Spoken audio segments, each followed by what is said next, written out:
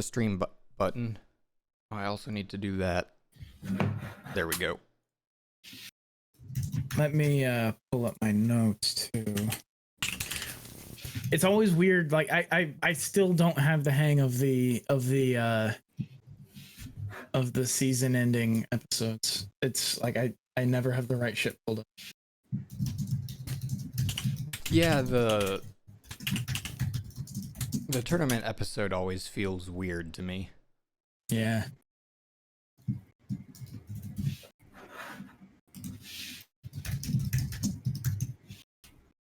After our like what 6 3-hour episodes during the season, then we are here for like 45 minutes to an hour. It's like that can't doing be the all. tournament. Yeah. Yep. All right. And then I made notes about OPs too.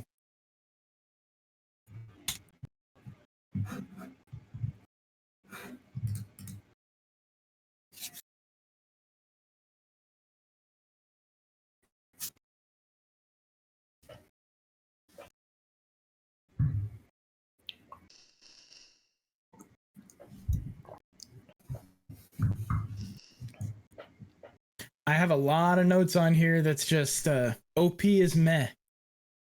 Yep. So I watched through like 5 or 6 OPs, and I was like, all right, if I don't love this in the first 30 seconds, love or hate in the first 30 seconds, I'm skipping it. Yep. Mm-hmm. Yeah, I ended up doing due diligence on a lot of them, but I definitely, if I could sort of tell that it wasn't going anywhere interesting pretty quickly, then I would like start like, copying and pasting the next title and putting it into the search bar on YouTube. So it's just like, as soon as it's done, I hit the next one. So I have I do have a clear favorite, but it's like, I have a couple that I think are all right, and then I have a clear favorite. I had like 3 that I was deliberating between. I was deliberating between because like each kind of like did a decent job at something in their own way, but then like there was one that like just barely edged out the others, and not because it was amazing. Like not like, so I've had like finalists before. It's like, man, I just can't decide between these 3. They're all so good, but so different. And with these, it's just like, this one's a little bit better. So. Oh man, Chris's video has a nice YouTube poop effect going on. It really does. It's been deep fried. Yeah, so as I go through, I start like the first show or the first OP, which is like okay, I add it to my honorable mentions list, and the first one, which is like good, I add it to runners up. And I kind of build my list out that way, and then go through and knock things off to bring it down to size. Yep, that sounds like what I do. And actually, my list, the full lists were still pretty short this season, but I went ahead and pared it down even more. I just grabbed 2. I grabbed my favorite, my second favorite. What's funny is actually like, so this is just like a very lukewarm season as far as tournament arc, or not tournament arc, but OPs.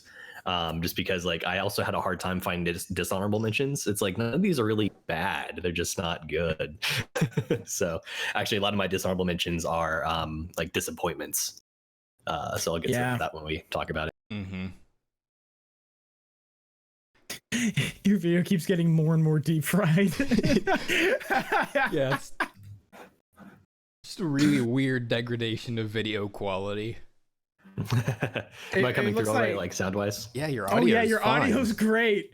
But there's the video. Hey, it's fixed. Have we twatted? Was it Degas that did the ballerinas? I mean, in what sense? Painter. Yeah, it was Degas. It looked like Degas through his career. Like, because one of the interesting things about Degas is he painted a lot of ballerinas and stuff, but he lost his eyesight as he aged. And so you can see his early work is very crisp lines and it's very clear. And then as his career goes on, he continued to paint what he saw. And so his work gets more and more impressionist as his career goes on, because he's seeing blurry shit. It's kind of fascinating, actually. It's very interesting. You can really tell Degas' early work from his later work, because it gets very fuzzy the farther you go. But it's interesting because it takes on this kind of ethereal impressionist appeal, where his early work was very crisp and obvious and clear. Well, and kind of taken as a body of work too, like the whole collection can almost be an interesting kind of perspective on aging or whatever else. It tells a story. It's art that tells a story in a meta context, and I think that's, I love that shit. It's like performance art. It's accidental performance art. It's so cool. That's the title of the episode now. What, accidental performance art? Yep. We haven't even started yet.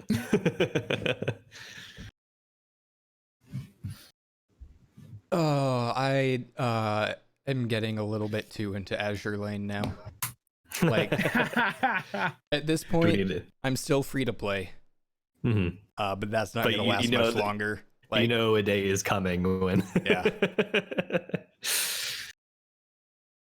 And it sucks because, so as I was learning, I was not playing the game a whole lot. And I finally got to the point where I unlocked their, it's like a PvP mode, except it's not really PvP. And I just get destroyed every match because my ships are so low level compared to everyone else. Like, even in the lower tiers, it's ladder. You start at the very bottom, and then as you win matches, you increase in rank. I'm gonna guess it's kind of like Fire Emblem Heroes has a mode where you basically put together a team that like is kind of your defensive team that you sort of put out on the internet, and then people can fight them. So they're controlled by AI, but it's your kind of roster. It's that exactly. It's similar to Wargame in Dan Memo, except in Dan Memo you only have one team technically. Every time somebody mentions Fire Emblem, I just hear it in my head. Fire Emblem! Yeah, the app has like different characters, VAs read the title, and so like it will rotate. Why is it a JFIF? What the fuck? Dude, fucking everything on the internet is JFIF or WebP now, and I don't understand. WebP is annoying, yeah. I hate it. Holy shit, I hate it. I like the idea of WebP. Like, small file sizes, but better compression than JPEG, so you don't get the artifacting. But, like, no software supports WebP except for GIMP, which is great. But it just means I have to open everything in GIMP and export it. Right. Yeah, like if it's going to become this prevalent, then please, we need more people supporting it, because like I want to be able to actually like view an image I pull off the internet. Yeah. So I hate this move to JPEG. It's no better than PNG or JPEG. It's no better. If you need lossless, PNG. If you need high compression, JPEG. Just pick one of the two. I don't need JFIF. Yep, I agree. And you just have to change the name. If you just change the file extension, it turns it into a JPEG. Wait, does it? Yes. I've never, with JFIF, yeah, maybe. I've never had that with WebP. WebP always seems to just be WebP. No, not WebP. WebP is its own thing. But the with JFIF, if you just change the extension in the properties, it makes it into a JPEG. Broken, absolutely broken. The internet in a nutshell. Broken. This world. I uploaded two pictures. The first one is later Degas, and the second one is earlier Degas. You can really see like the. Yeah, it's interesting. For anyone who may be joining us, we haven't officially started the cast yet, but if you're not putting your predictions for the tournament brackets, go ahead and do so now. Even if you haven't been following the whole season, take a stab at it. Because we only have one entrant so far, and your chances are pretty good, even if you just guess. So, yeah. Actually, if you go to our Discord and under the podcast discussions text channel, you can find our rankings or our ratings for each of the shows, which might give you a pretty decent idea of what to vote for. Let me do that again. I tried to show the pictures on stream, but I forgot to transition scenes, and so it was just the picture weirdly cropped across probably Chris's face. Hey. Let me look.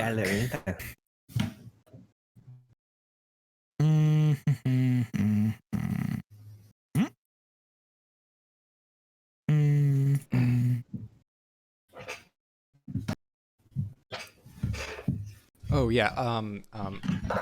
Sorry, I was distracted trying to show things on stream. Also, exclamation mark winners and exclamation mark losers in chat for links to the brackets.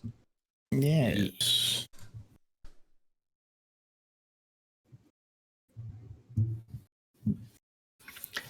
Or as they're described in our official contest rules, the best of and worst of, because I was realizing that if I'm trying to be clear with my terminology, if I say like in the winners bracket, but the upper bracket of the, so I just like avoided winners and losers entirely, and I just said best of upper and lower, and then worst of upper and lower. So yep.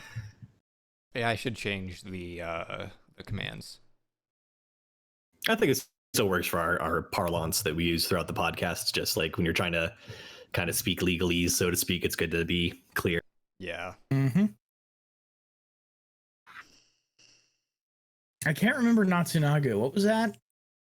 Natsunagu was the short that was the girl. Yep. Yeah. Okay. Oh, celebrating earthquake recovery. Yes, Yeah, earthquake yeah. recovery. That one. I said that as a. I said that, and I was like, "Wait, which short with the girl?" I remembered the cover art for the show and nothing else. There are lots of shorts with girls.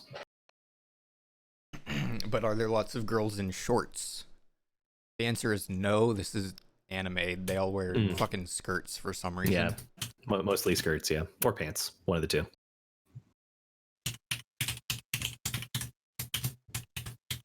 Skirts, dresses, Okay. pants, no shorts. My winner's prediction is done, and Oh, so Chris, you I don't remember if it was for the last year or a couple seasons ago or whatever. You did the automated predictions based on our AniFiles scores. So I was thinking about like different algorithms I could use to make predictions. So that's a thing I might put together. Cool. That Also, sounds like a I fun just project. realized that in the midst of switching to work from home and all this other craziness, I totally forgot to make our reel for this tournament. So we'll just have to do it the old-fashioned way and read it off. But I'll probably go back and make one just for posterity. But apologies to the viewers who are expecting those dim production values. It's just not going to happen this week. That's totally fine. Everything's crazy. The world is going nuts. We cannot be expected to do things exactly the way we have. There has to be some flexibility. Yeah, listen. Us bunch of nerds who never leave the house are all in a tizzy because we can't leave our house. I know. Actually, though, It's funny to actually see, like, I think, like, if people just kind of like kept doing life as usual, like obviously with like, you know, some of the things like, you know, stay home rather than going to the bar or something like that, like we'd all be fine and like we would have toilet paper. But because like people are like, hey, this thing is happening, you're gonna be in quarantine. It's like, no, you can still go out of your house. You're not literally locked in your house. You don't need a hoard. Yep. You know. I tried telling that to some people on Twitter. Yeah, There, it's crazy. there's a weird subset of people on Twitter who just get like like irate, like worse than angry at the idea that anyone is leaving their house ever. And it's like, you should have everything delivered. And it's like, how do you think things are getting delivered? By people who may or may not It's have insane. the virus. I mean, I guess that argument I can see because it's like limiting contact. It's like one potential vector instead of a whole bunch of potential vectors intermingling. But yeah, the thing that bothers me the most is the people who are saying that masks don't work. Quit lying. The mask works. The mask, even without an N95 filter, a mask still reduces your chances of coming in contact with the actual virus. So like, just tell us the truth that you don't want us buying masks because medical people need them. Just tell us the truth. Don't tell me it doesn't work. I know it works. I'm not an idiot. Yeah, like the WHO has like had people talking about it's like, yes, we have masks and they work, and here's why. I do see an argument too, though, of like where the mask, if you have been exposed and you think that you might be a spreader, or a vector, I should say, it's a better term for it, as opposed to like it's not going to help you any more than it usual, I guess. Like if everyone had masks, then we'd all be, peachy. It does help you. It does help you from receiving, but to a lesser extent. It's about a 10x reduction in spread, and about I think the study that I saw was a 5x reduction in receipt. So like it's not as effective from protecting you from it. It is a 10 times reduction in the amount of shit that you're putting out into the air. And it does protect to the tune of, I think it was like 3 or 5 times the amount of possible reception that you get of the actual droplets. So don't stop telling people it doesn't work.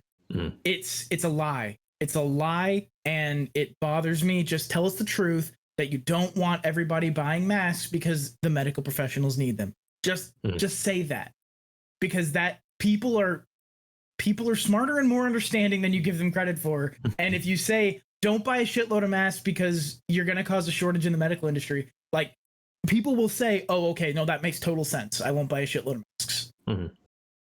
I might buy 1 or 2, but I'm not going to hoard like I did with the toilet paper. Did you see the picture of that supermarket? I don't even remember where it was, but they had hand sanitizer, and it was price for 1 bottle like $3.99, price for 2 bottles $100.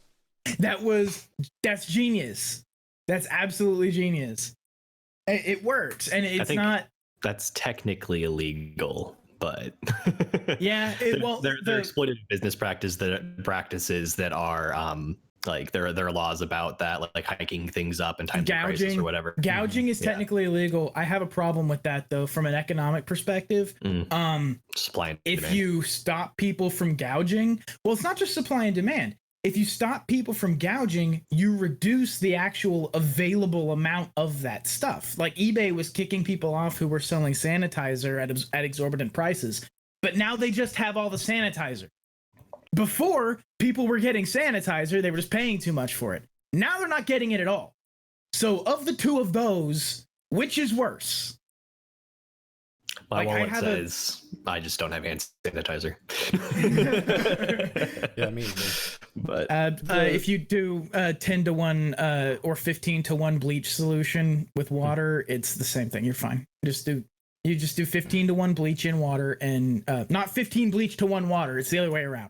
It's the Pour a that'll bottle burn your of hand bleach off. pour an entire bottle of bleach on your hands. It'll be fine. Right. I remember I think Tito's Handmade Vodka, their social media account, this was weeks ago this happened, but they're having to tell people on Twitter, it's like, oh, Tito's, you should like sell hand sanitizer and all this different stuff. And they're like, our hand sanitizer, our vodka cannot be used to make hand sanitizer. It is ineffective. You need to be, that I think 45% alcohol is absolutely necessary for an ethanol, like for I think 60% to be is it 60? 60% is minimum. Which distillery was it though? Because there was one distillery which actually started making hand sanitizer. It might have been Tito's. It could have been Tito's. I'm sure a bunch have been doing it. But yeah. But kind of like when Anheuser-Busch Company makes cans of water for crises and things like that. It's not that much of a change in production, so you just kind of do it. But this this is a podcast about anime, which is Yeah, about shall stupid we- shit and not COVID-19. So Right. let's give the people an escape. In that case, welcome to AniFiles, episode 90. This is our winter 2020 tournament arc. Woo! We're gonna be playing out the least watchable and most watchable brackets and talking about our favorite OPs of the season. Typically, we have a nice fancy graphic for these. We don't this time. So instead, I'm gonna read off the shows, real announcer like, or I'm gonna try my best. In a world I was gonna say I can do where that too. A3 season, spring and summer. Actually, yeah, Chris, you have a better voice for it, so go for it. All right. The AniFiles Winter 2020 Losers Bracket. Our 6 seed from Group E, Sorcerer's Stabber or Fen. Our 5 seed from Group F, Rebirth. Our 4 seed from Group D, A3, Season, Spring, and Summer. Our 3 seed from Group B, Oda Cinnamon Nobunaga. Our 2 seed from Group C, Number 24. And the 1 seed from Group A, A Destructive God Sits Next to Me. Nice, very well done. Golf clap. Thank you. All right, so you better be finishing up your predictions if you're doing those. And if you're not doing those, why? You're a loser. You're a loser. No AMV for you. Too bad. You're a hater and a loser.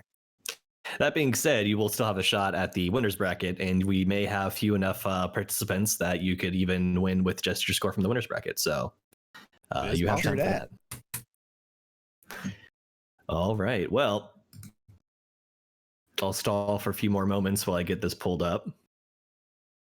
We'll go ahead and begin the tournament in 10, 9, 8, 7, 6, 5, 4, 3, 2, and 1. All right.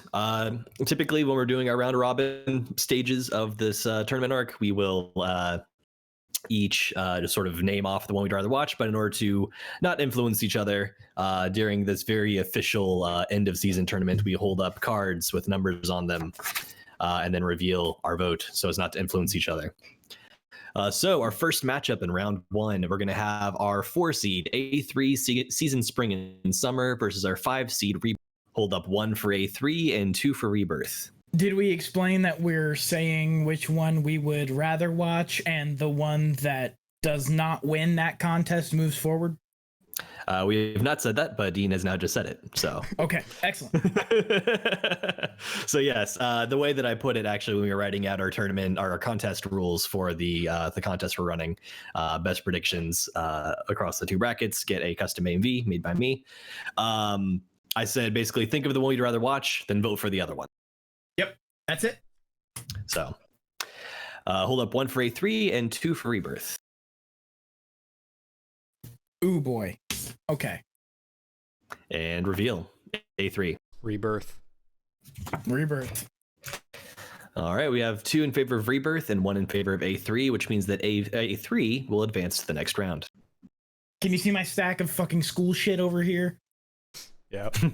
I'm really enjoying online university.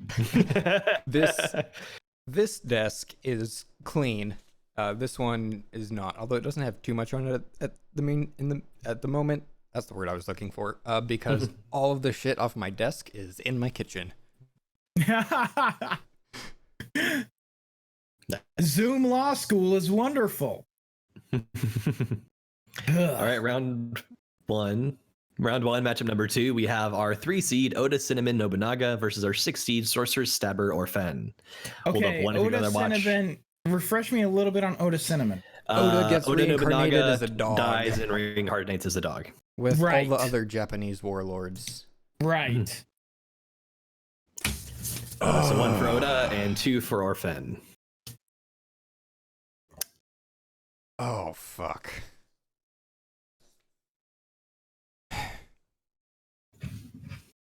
And reveal. Oh, Oda. sorry. I grabbed the wrong card. Orphan. Orphan. All right, we have 2 in favor of Orphan, 1 in favor of Oda, which means that Oda will advance to the next round. All right, round 2, we start having our buys come in. So we have our 1 seed, A Destructive God sits next to me, versus our 4 seed, A3 Season, Spring, and Summer. Hold up 1 if you'd rather watch A Destructive God, and 2 if you'd rather watch A3.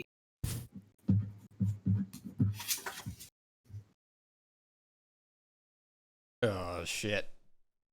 Oh, fuck. Oh, no. Why don't you understand that anime belongs in the trash? And reveal. A3. A3. The 1-1. A Destructive God sits next to me. Yeah. A3, 1 in Sorry, favor of I Destructive totally God. forgot to say it out loud. I just blanked on it. I don't know why. All good. So Destructive God is going to advance. All right. Did challenge load okay? I mean, I assume it did because you're running the tournament. But this, it just like... It's live for me. Okay, there we go. The page was just infinitely loading for me, but I refreshed and it worked. Gotcha. All right, round 2, matchup number 2. We have our 2 seed, number 24, versus our 3 seed, Oda Cinnamon Nobunaga. Number 24 being the one about the rugby manager.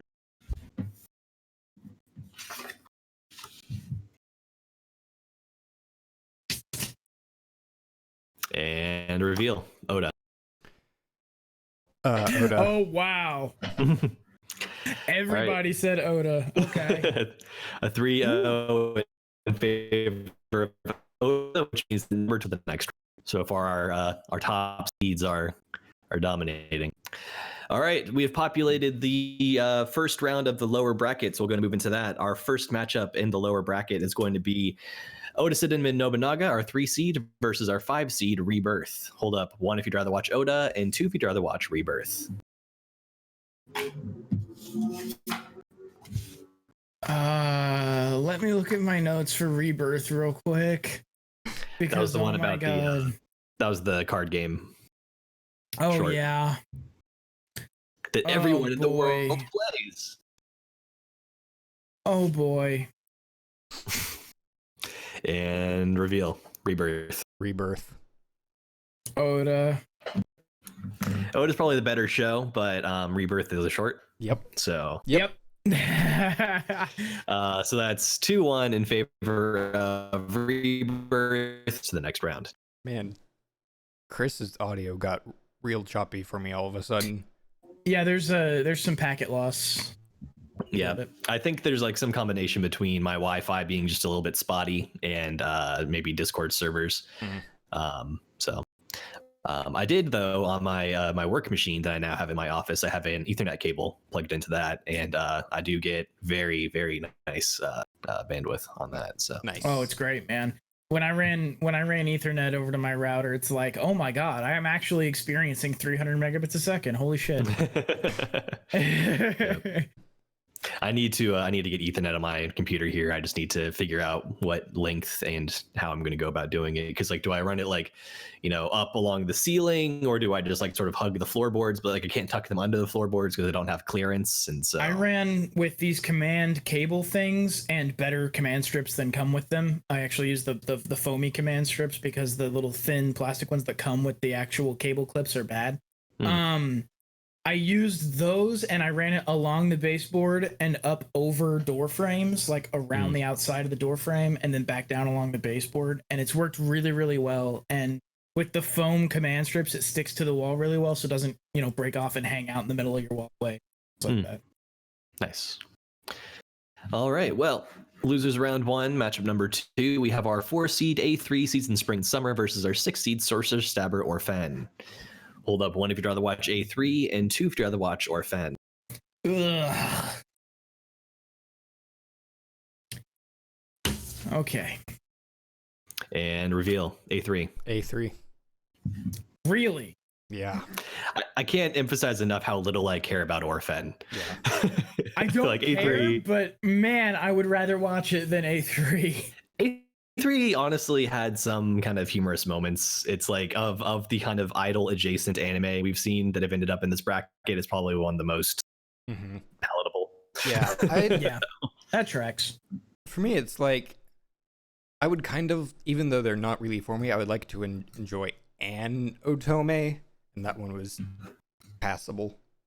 So, All right. Well, with a score of 2-1, Sorcerer, Stabber, Orphan loses and will advance to the next round, and A3 is eliminated from the bracket, as is Rebirth. I think that wrecks my prediction entirely. Rip. I think it wrecks Yeah. mine too, actually. Huh. I forget. We will see. All right. Well, losers round 2. We have our 3 seed Oda Cinnamon Nobunaga versus our 6 seed Sorcerer, Stabber, Orphan. Hold up 1 if you'd rather watch Oda, and 2 if you'd rather watch Orphan. Fuck.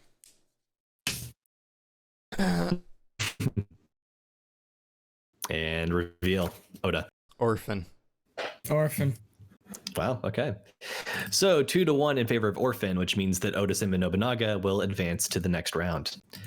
And Orphan is eliminated from the losers bracket. All right, we're now moving back up to our upper bracket. This is the semifinals matchup between our 1 seed, A Destructive God Sits Next to Me, and our 2 seed, number 24. Hold up 1 if you'd rather watch A Destructive God, and 2 if you'd rather watch number 24. Ooh. No, make it stop. God. Actually, this is really hard. Why did you do this? You know better, right?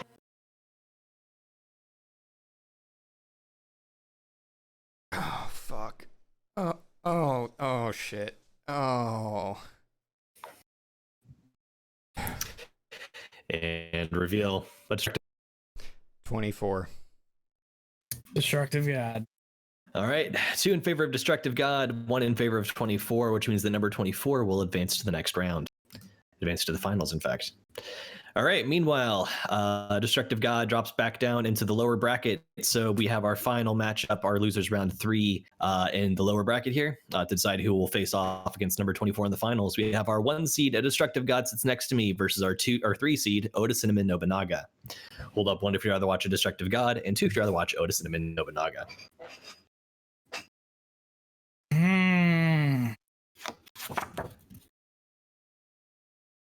And reveal.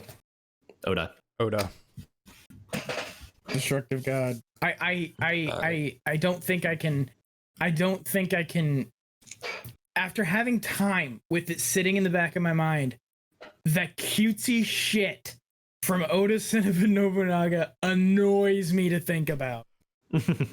Me too, actually. I think now that we're doing the tournament, more so even than when I did my predictions, Oda is really repulsive to me.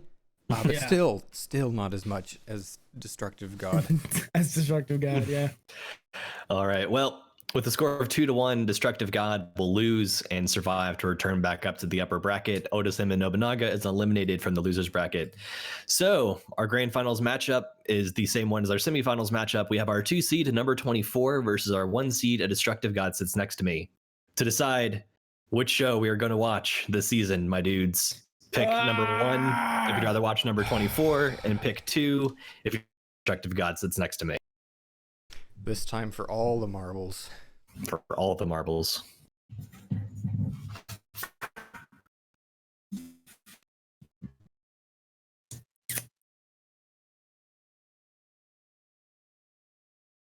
I'm good to go. Okay.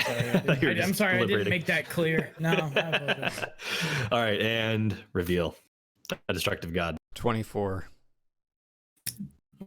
Dean changing his vote. Yeah. Sometimes the finality of it can make a difference.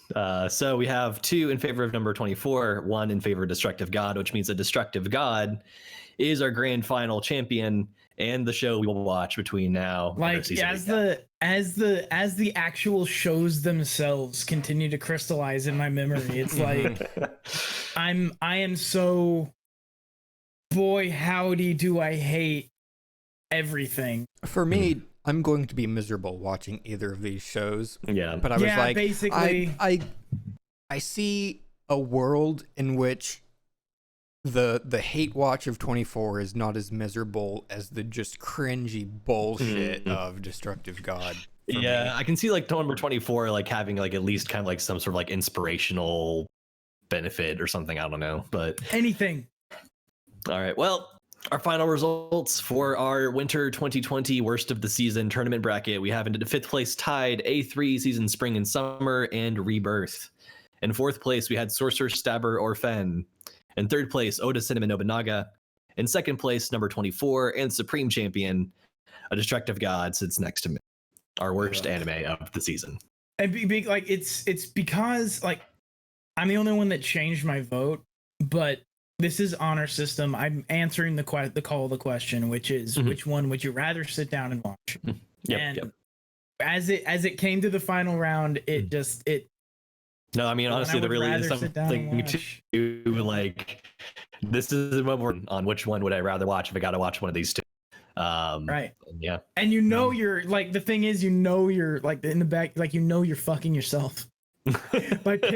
by saying I would rather watch this one, you're dooming yourself to watching the worst fucking anime of the season. Yep. Well, we are professional animes, and so we do what must be done. So yes, so that's why Giga bought us all those years ago. Yep. We're not in any way affiliated with Giga. We are subsidiaries of Gigic. We are not.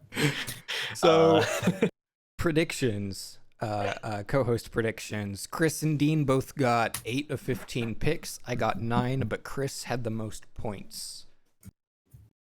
All right. So he got more of the later brackets right then. Yeah, looks like Chris got he got the upper bracket semifinals correct, which is what gave him all the points. But I think he didn't have any of the finals picks correct. I had 1 of the finals picks correct. I don't think I might have had 1. I don't actually know. Let's see here. You got the upper bracket correct in rounds 1, and you got it half correct in round 2. Yeah. But no, all my later stuff was fascinating. Yeah. See, this is weird too. because like it says my predicted winner was a Destructive God, and yet it doesn't show me as having gotten it correct. Huh. Oh, you know what it might be is that actually let me see the bracket here. I don't know if I'm able to reopen it. Oh no, I still marked it as the winner.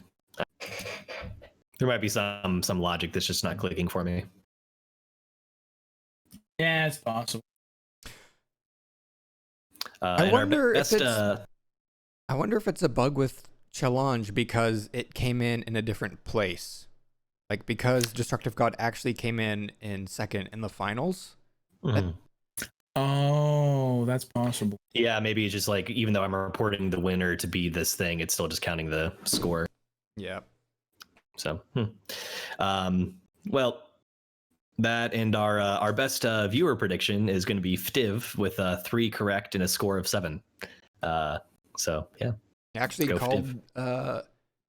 called Destructive God going to the finals in the correct order, but picked the wrong winner of the finals.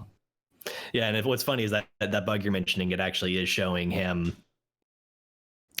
as correct and Destructive God correct, but his predicted winner, Sorcerer, Stabber, Orphan. Yeah, I think there's got to be some sort of bug, and we can take this into consideration when we're sort of figuring out final results, if it would change anything.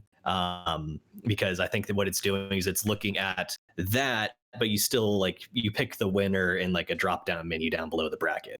And so maybe it's just tracking that in a weird way. So anyway.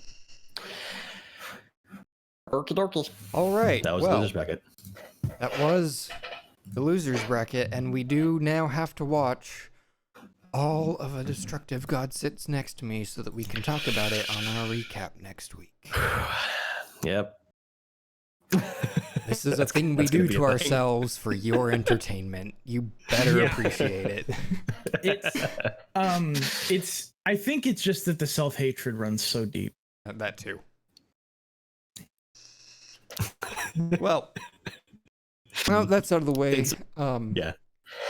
Do we want to talk about our favorite OPs of the season? That sounds good. We'll save Chris for last because he always puts the most thought into it. Dean, you want to go first or you want me to? I've only got a couple. All right, go for it. I just picked my favorite and my second favorite. Most of the OPs this season were pretty meh. Mm-hmm. I wasn't really impressed by anything, except for the two I'm going to talk about. When I'm watching the shows, to make this part easier, when I'm actually watching the shows, I take a note on the OP and what I think of it and whether I think it's going to make it to the 2 or 3 that I think are worth talking about at the end. And I know Chris does a little more of a deeper dive into the OPs and what they're actually worth. So I'm happy to sort of just talk about the ones that I liked. So my second favorite from the season was actually Somalia and the Forest Spirit, and I say that because it was just super chill and really cool. The sort of the way that the OP itself, the visuals are beautiful. I don't know why that came through so loud. The visuals are gorgeous, and the music is just how do you not? It has kind of like that's what I'm looking for, almost like fairy tale like feeling to it. Right, it's so chill and just it's got that like right here, like that sort of like, you know, plucky harp happening. It's like kind of a bouncy whimsical. And, yeah, and it's really in line with the tone of the show. It's exactly the tone of the show, and I think that's valuable and it just sounds great. I don't tend to focus on visuals when I'm talking about OPs. It's mostly about the music for me. Sometimes the visuals will factor in, and they kind of do here. It's gorgeous, but it's really more about the music, and I absolutely love this song choice, and the presentation's just amazing. So from that, what I think the cool factor is generally more important to me than just about anything else in an OP. And so as far as that goes, I think Pet had the coolest OP. The music is badass. It's so good. The actual visuals are, looking at them now, it's cool. It's not like great, but it's really cool. And I like this OP a lot. This is an OP. Uniqueness is something that I value, and this is a very unique OP in my opinion. They do like weird color switching, and in the actual visuals, like you have negatives, like certain animated segments are in negative color, and just the presentation of it, like this animation where they have their hands in front of their face isn't good, but it's cool looking.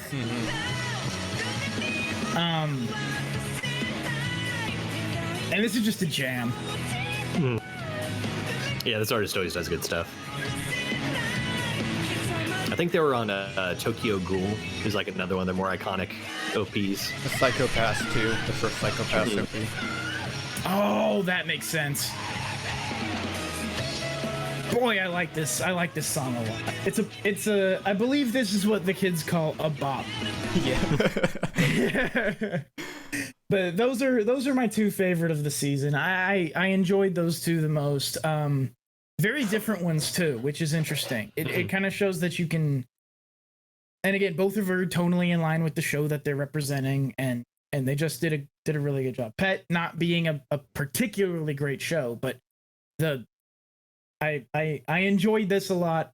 I liked the Somalia and the Forest Spirit one a whole lot, just because if you can communicate an emotion, you can communicate tone in a creative and cool way, especially with music that I actually enjoy.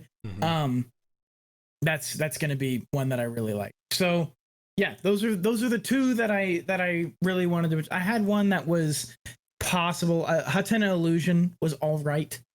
I thought, Yeah, that but one was not fine.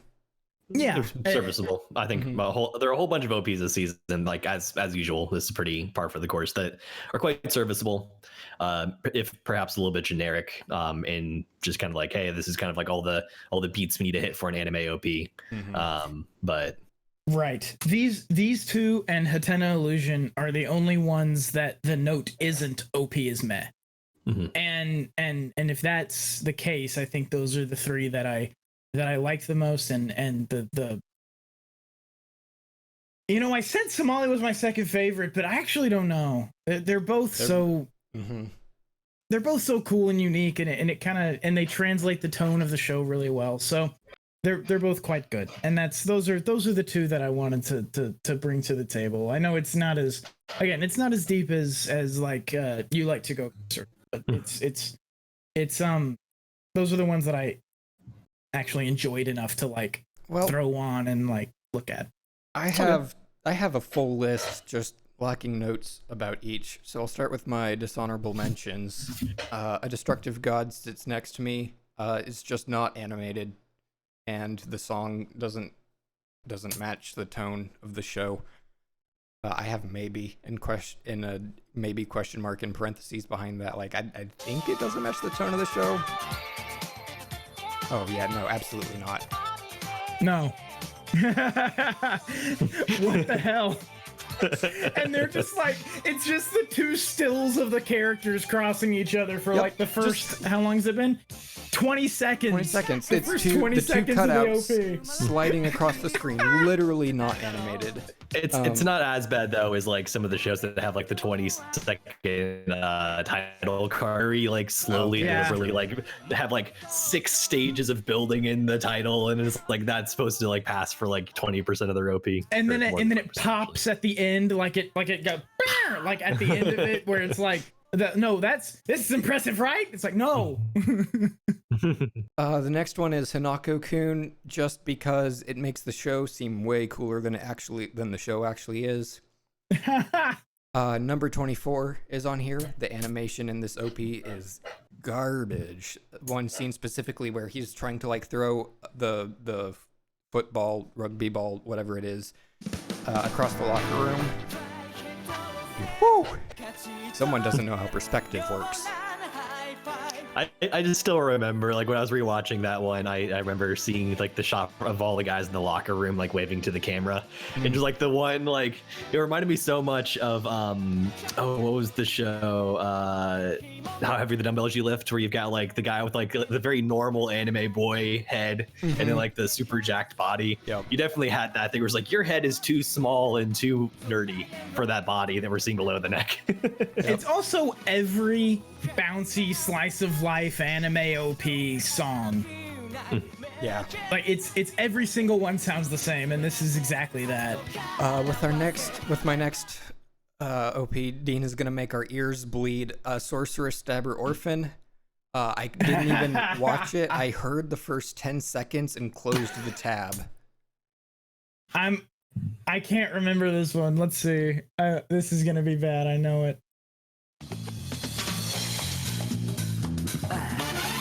Is that it?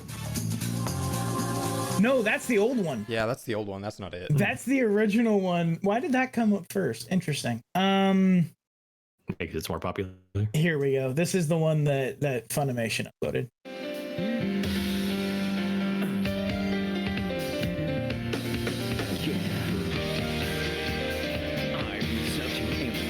Oh yeah. The kind of like spoken word bit at the beginning. Yeah. And then it just gets worse. Ah.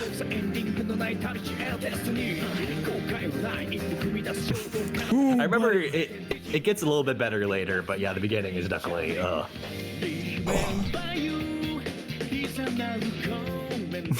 right, and my final dishonorable mention is Final one is a bonus, not a show we covered, but Railgun T.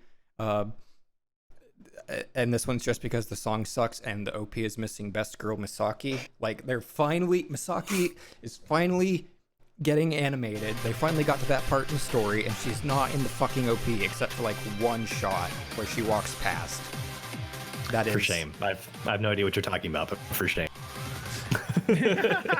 egregious. How dare you not give me more Misaki?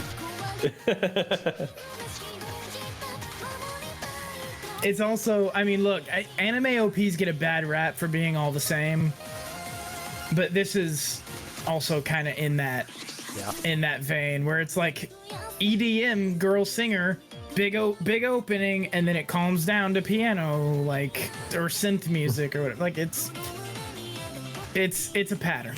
Yep. Moving on to honorable mentions. My first one is Inspector, just because the song is real fucking cool.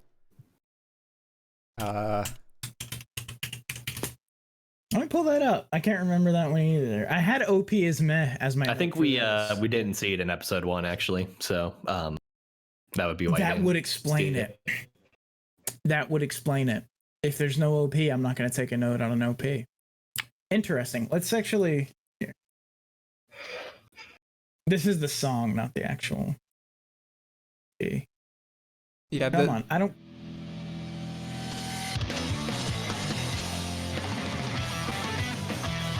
Oh, that is cool. It's also a little generic, but it's a generic I'm okay with. Yeah. Yeah. It's like sometimes generic's okay. Yeah. My next honorable mention is Somali and the Forest Spirit. Didn't quite make my list of runners up. And then Dean's already played that one, so I'll go ahead and move on to my last honorable mention is Keep Your Hands Off Isaacin. The OP is fun and kind of trippy, which is a word that makes me sound old. What, trippy? Yeah. Oh, yeah, I like this one too.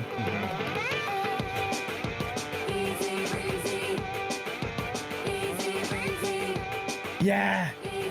It's got kind of that like got that sort of like twingy. I don't know if it's actually slide guitar, but it has that kind of. It sounds like slide though, yeah. It sounds like the guitar from what's the song? No Rest for the Wicked. Yes, exactly. That radio rock song that was played all throughout the middle 2000s. I was reminded of the first Borderlands when I hear that song. Yep. I think actually that song kind of, or that game kind of like made the song. Like I think it was popular before, but it kind of brought it back. So. Yeah, this is a cool OP. I like this a lot. I should have mentioned this one. This is really, really, really good. All right, moving on to my runners-up. The first one is Asteroid in Love. And this one actually made it on here for the animation. This OP is really well animated. It shows a lot of different shots of the characters, and it typically contrasts the astronomy part of the club versus the geology part of the club. It shows you which characters like which things. Oh, it's pretty too. So yeah, it looks really good. It's pretty. It doesn't just look good. The music is kind of pretty. Like it matches. The tonal match between the music and the show is important, and it does that right.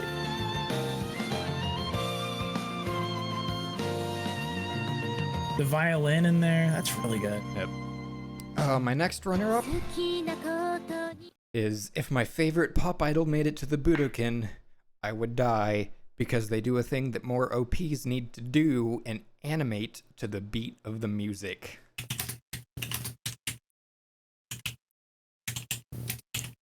I need to see also, this. it's like a fun kind of lighthearted OP. Mm-hmm.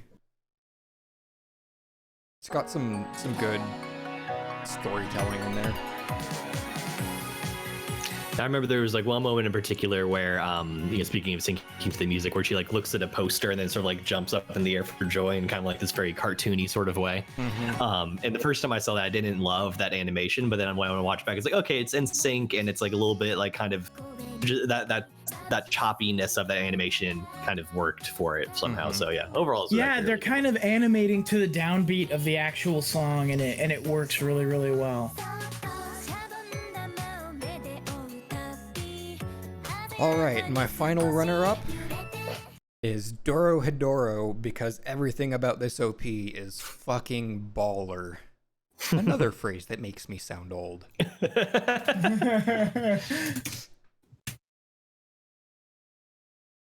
I'm doing it live. I really should have sent you my list of OPs. No, before it's the fine. show. I probably would have done it live anyway.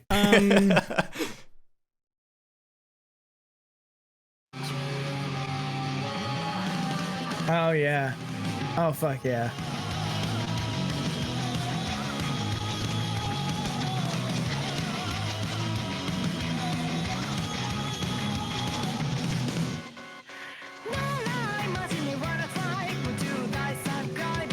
The merits for making me hungry. It's got some fuzz in it. It's got some fuzz in it that's like really cool. And the style of the show, like the aesthetic of the show is amazing. Like this show's gorgeous on its worst day. This show has style, and it's really cool.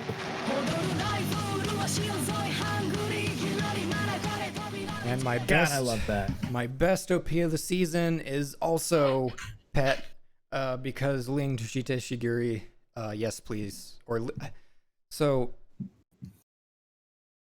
originally when I saw the band's name, it was Ling Toshita Shiguri.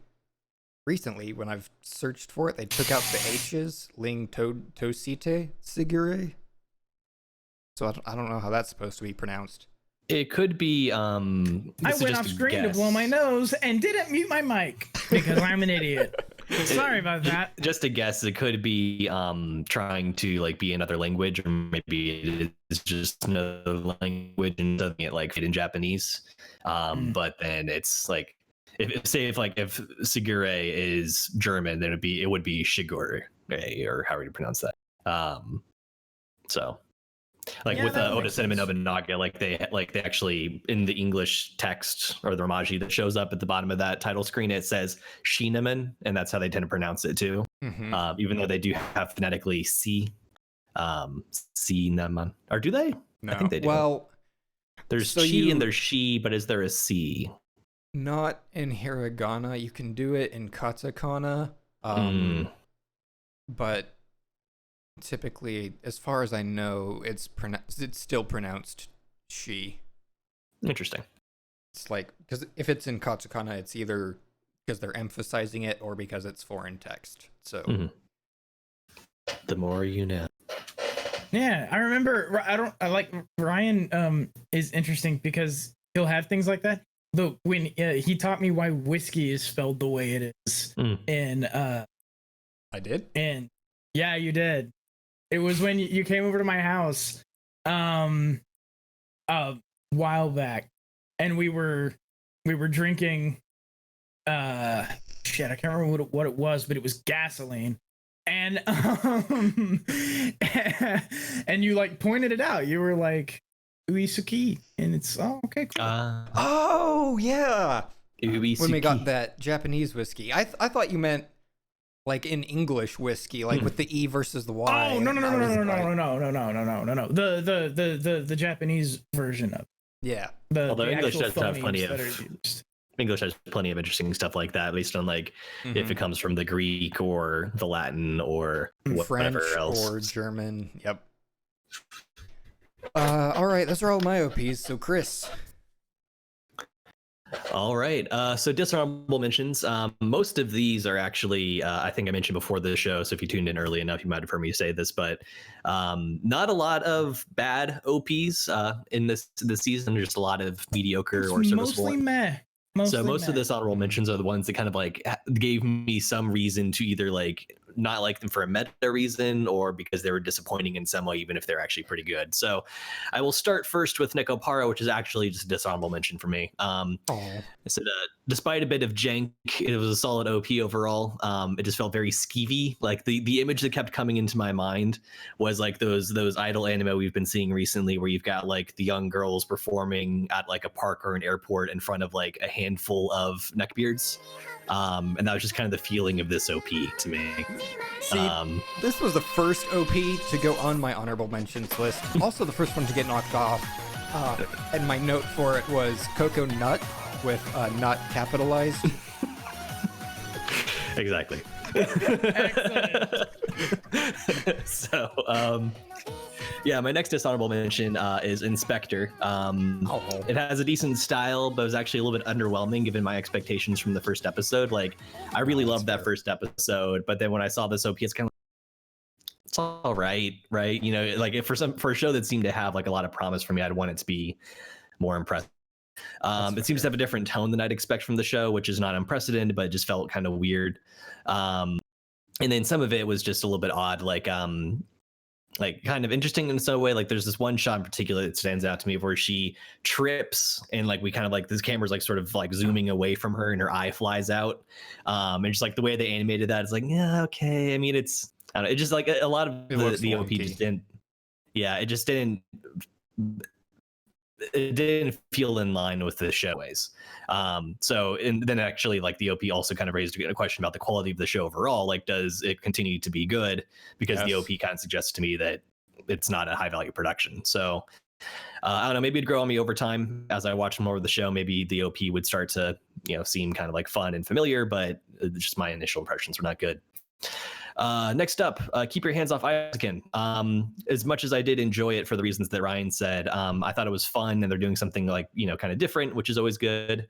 But it just kind of felt like Friends goofing off, which if you have an OP that's like that, you're kind of counting on the audience being endeared to the characters to like really kind of just enjoy it unto itself for that. And while I did think that the show did a good job of like, you know, kind of endearing you to the characters, I'm not that endeared to them yet after one episode to be kind of like, oh, it's my friends and they're just like doing fun stuff the friends would do and being goofy, right? So it didn't strike me as a lot of people remember like first when the first show came out, when the show first came out, there are people who like, you know, would show like a little thing of them kind of like striking their poses and like they would sort of like loop those poses over and over again.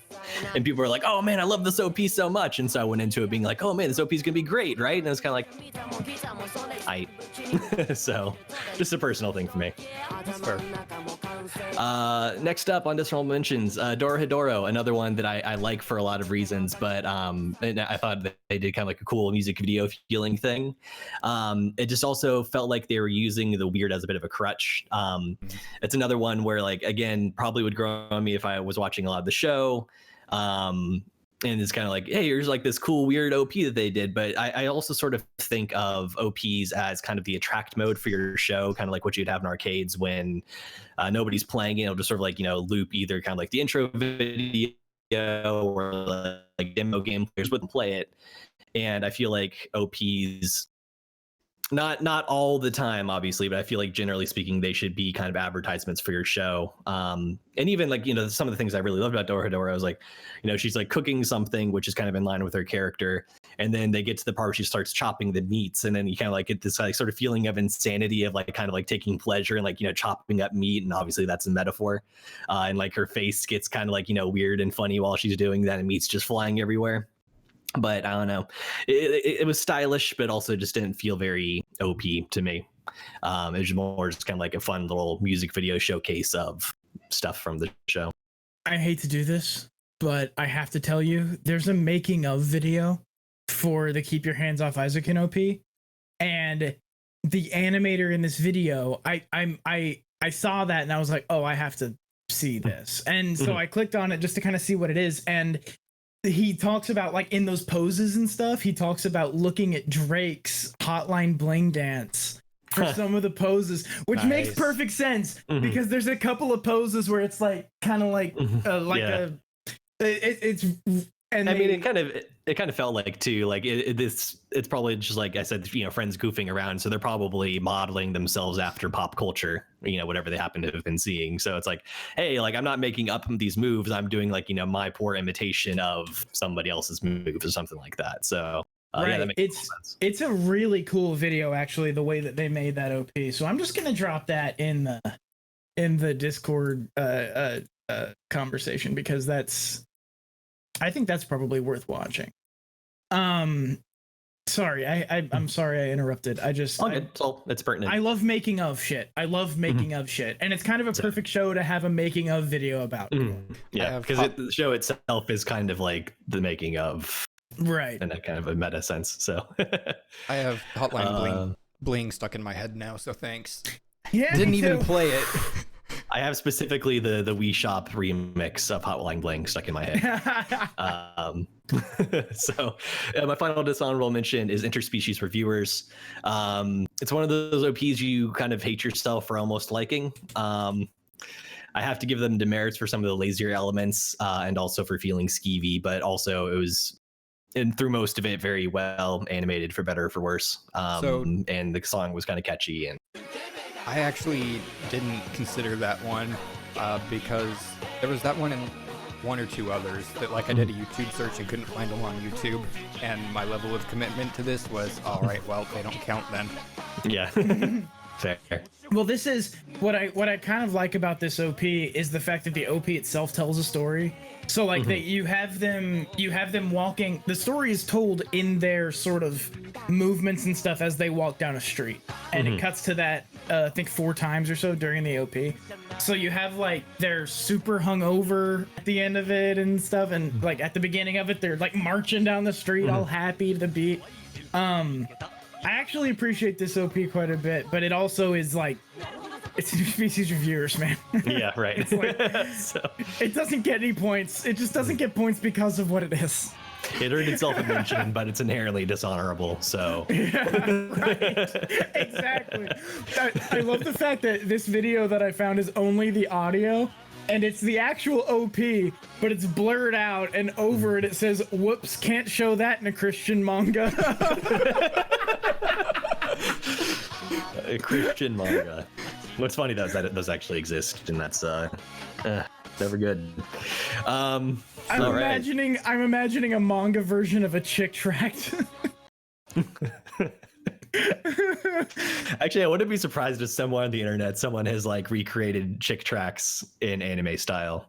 There's a great Twitter style account that's out of context chick tracks, and it's just single panels from chick tracts. I feel like it's not much more ridiculous out of context. There's one of my favorites is there's a set of graphs, and they're like, one of them is like labeled economy, and one of them is labeled, something maybe like divorce, something like that. And there's a dude who's dressed up as the devil pointing to a graph that's labeled politics, and it says, "What about politics?"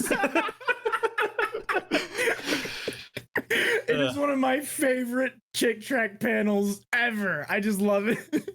Nice. All right, so to move on to my honorable mentions, I've actually got 6 of these because my winner is included here. So I'm just going to sort of mention what I said for all of them, and then I'll reveal my winners. So these are in, I was going to say no particular order, but it is the order in which I viewed them. So somebody made a Beat Saber thing for the Interspecies Reviewers OP. I just figured everyone needed to know that. This public service announcement brought to you by AniFiles. Yes. All right, so honorable mentions. First up is 22/7.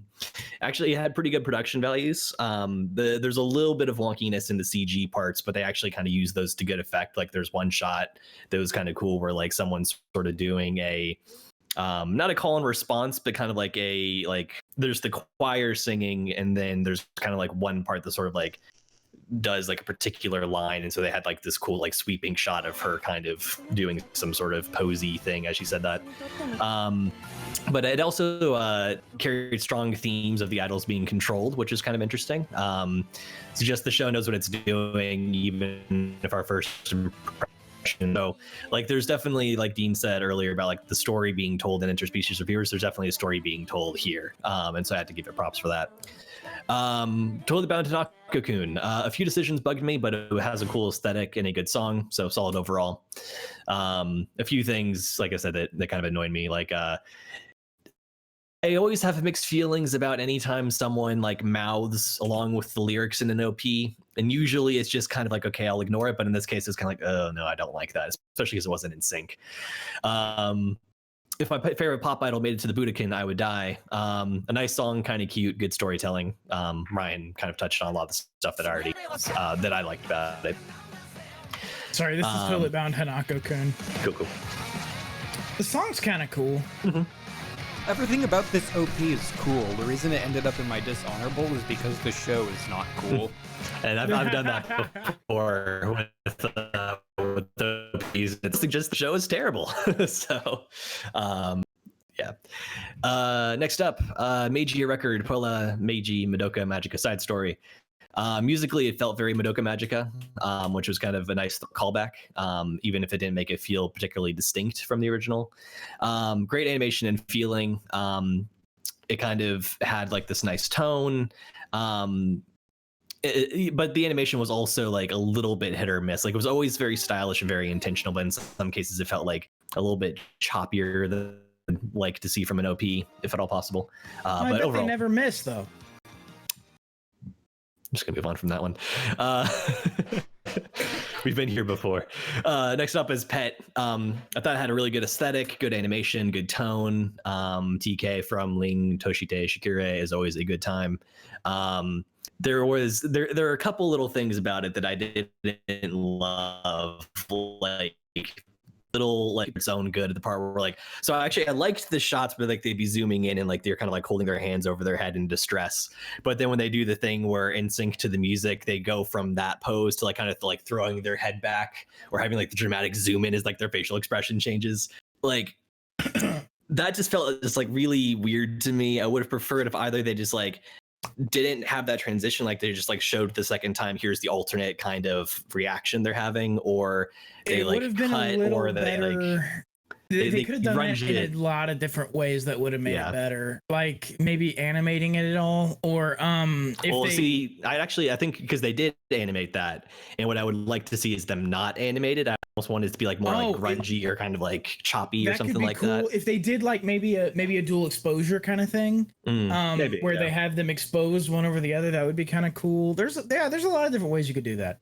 Yes, so that particular choice, again, I don't love that, but overall it was pretty solid. And Asteroid in Love, Ryan also mentioned this one. I was going to write this off as just merely serviceable because it didn't really jump out to me.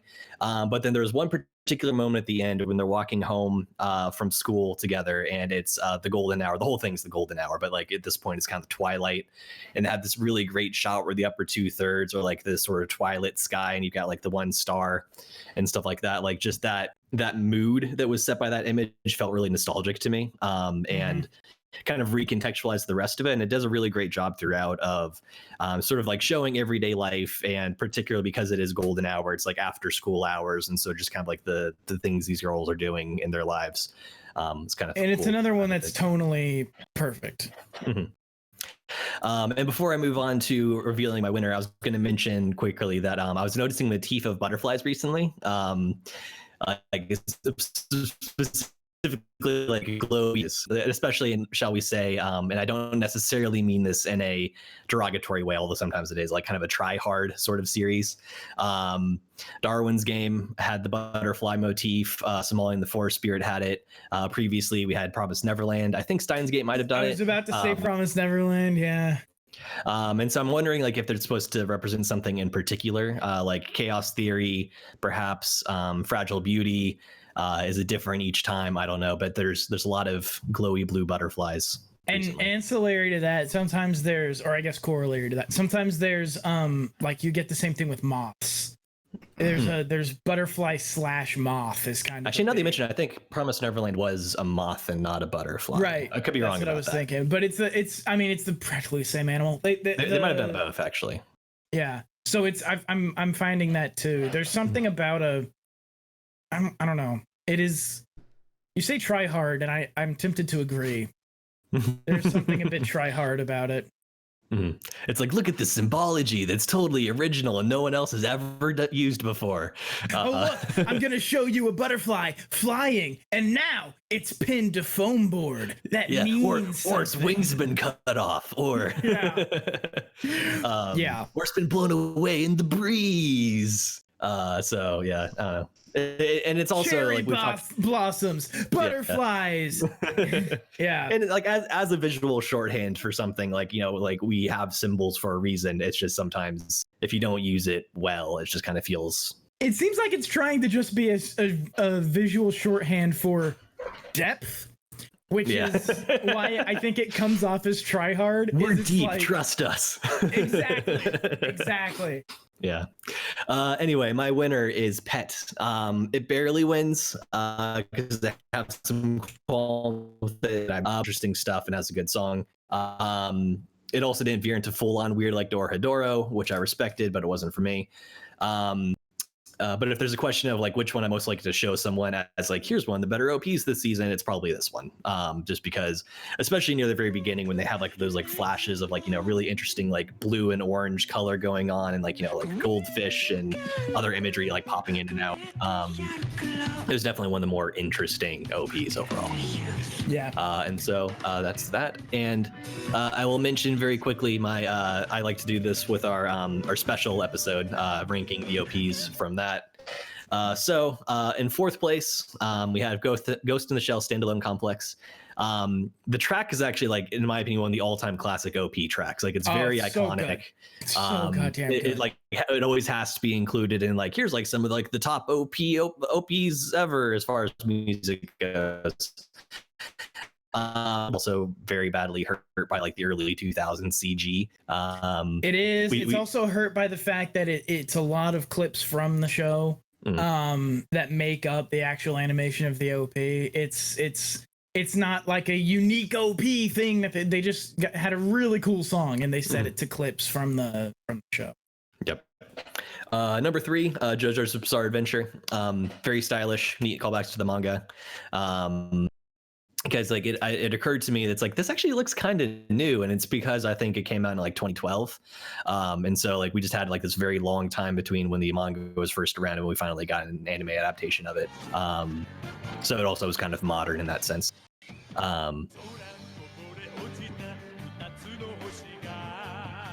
You can tell it's one of those songs too that was actually written for the show, because they do like Jojo and stuff like that. So it's really interesting. They do an interesting sort of 3D thing with it, but it's made to look hand-drawn, and is in a couple of places, and then in other places it's all 3D. Very, very interesting. Oh my god, they left the cartridges on the... Fuck this OP. They left the cartridges on the bullets. When they show the cops firing the guns, they left the fucking cartridges on the bullets. You can see... the fucking motherfuck. That makes me so mad. And that's why JoJo's is only 3rd place. No. It's because the top 2 are classics. So far number better, 2 is Cowboy Bebop. I was going to say it's possibly the most iconic OP of all time, but then I remember that Evangelion's also on this list. Yep. But I had that initial thought for good reason, though. It is a classic. The song is iconic. The animation is like, it's got kind of like this sort of anime dub of style. Very, very cool stuff from Cowboy Bebop. And of course, number 1, I've already given it away, Neon Genesis Evangelion. This is possibly the most iconic OP of all time. Okay. Song that gets stuck in your head whether you like it or not. I'm more okay with it now. I used to actually not like the song very much. It also has compelling visuals that reinforce the themes of the show nicely. And you know, how many memes has this thing spawned over the years? I think that says something too. Not that Cowboy Bebop hasn't, but like, you know, you go and look up like Neon Genesis Evangelion OP, you know, rip off the parodies or whatever. Cruel Angel's Thesis, man. It's everywhere. What can you say? So. Like, it's Cruel Angel's Thesis is one of the classic OP songs. It's like, look, I really do think, as far as like anime culture is concerned, Tank probably is second to Cruel Angel's Thesis. Yeah. Like, that, and then there's also all the memes. You mentioned the memes. The meme when it went to Netflix where it's like skip opening. It's like no, never. Why? That should be disabled. Yeah. Or of course we've talked before about the Lost 4 Kids intro, which is pretty classic. Oh yes. Talking about the Neon Genesis Evangelion OP also makes me want to just mention, like while we're here, I do want to mention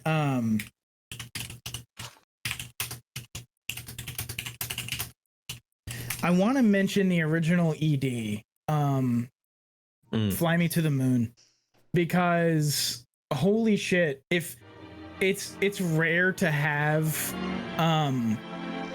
like iconic EDs in anime, and this is one that is. Fly Me to the Moon is an iconic ED, and it's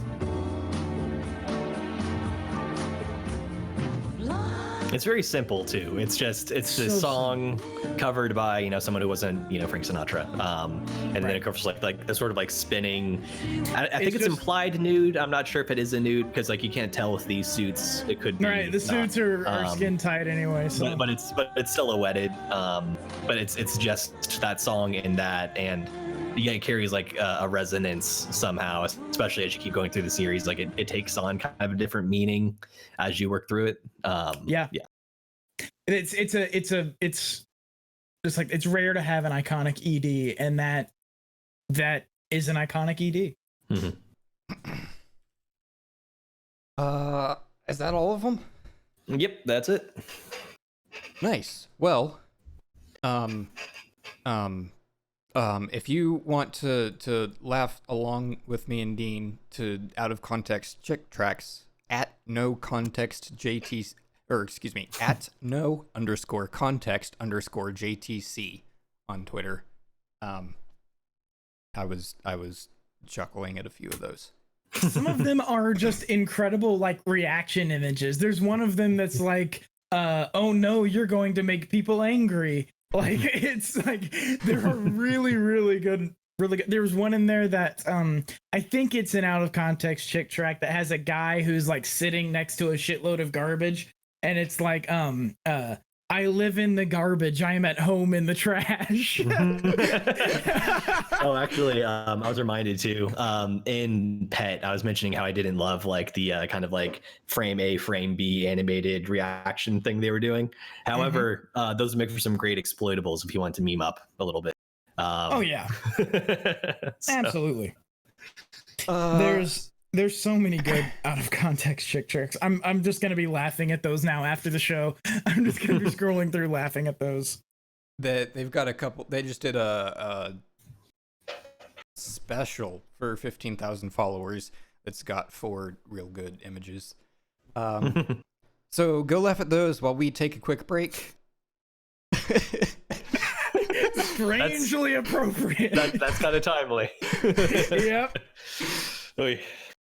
We'll be right back.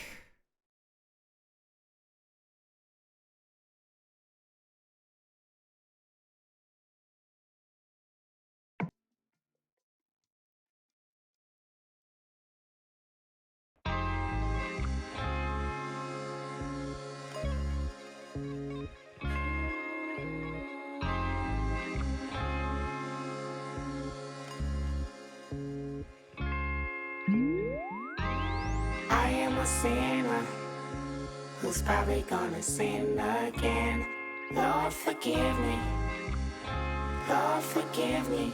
Things I don't understand. Sometimes I need to be alone.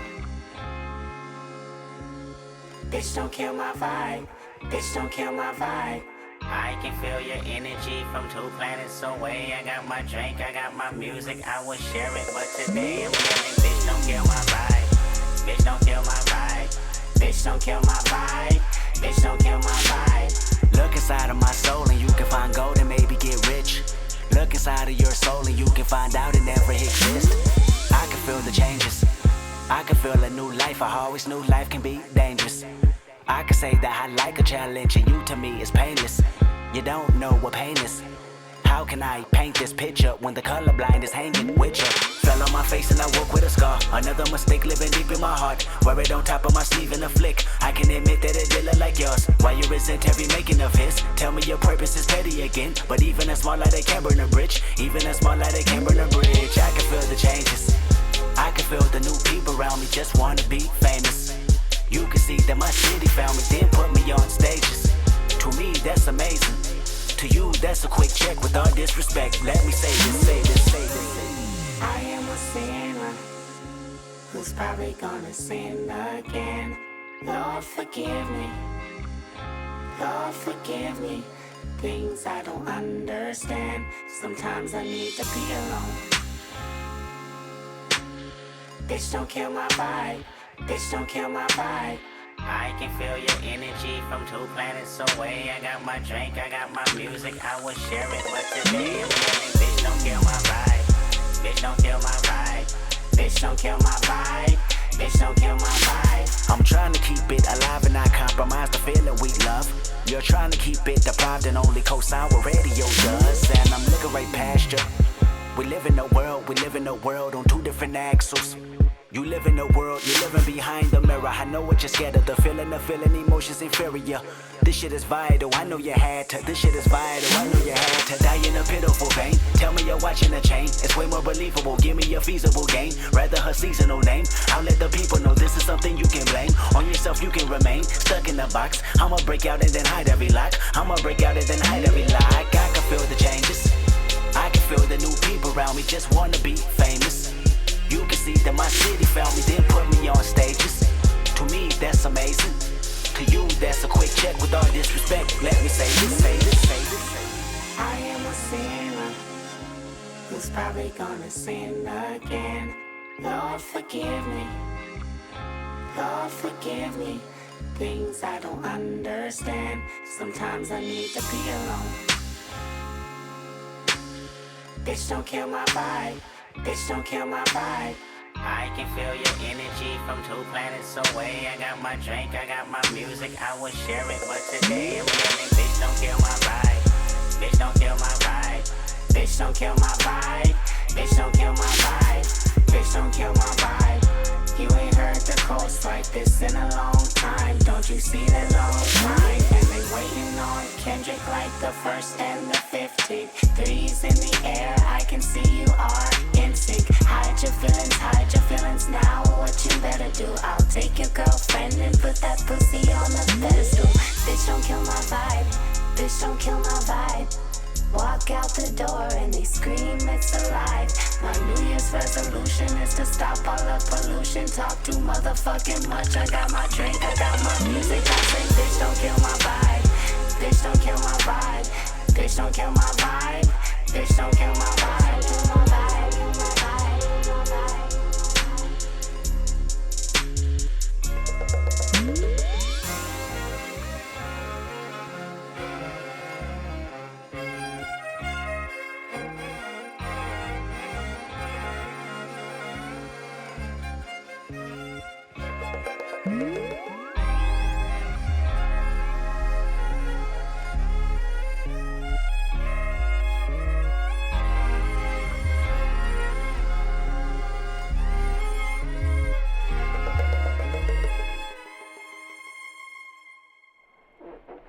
K-Dot, get in the car, nigga. Come on, we finna roll out. Nigga, I got a pack of blacks and a beat CD. Get your freestyles ready.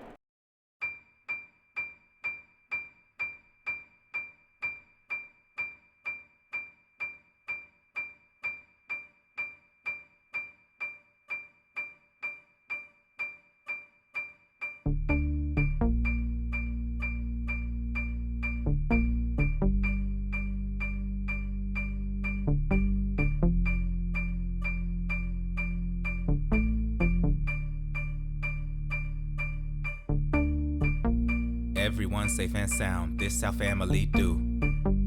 Only homies around, everyone here is crew.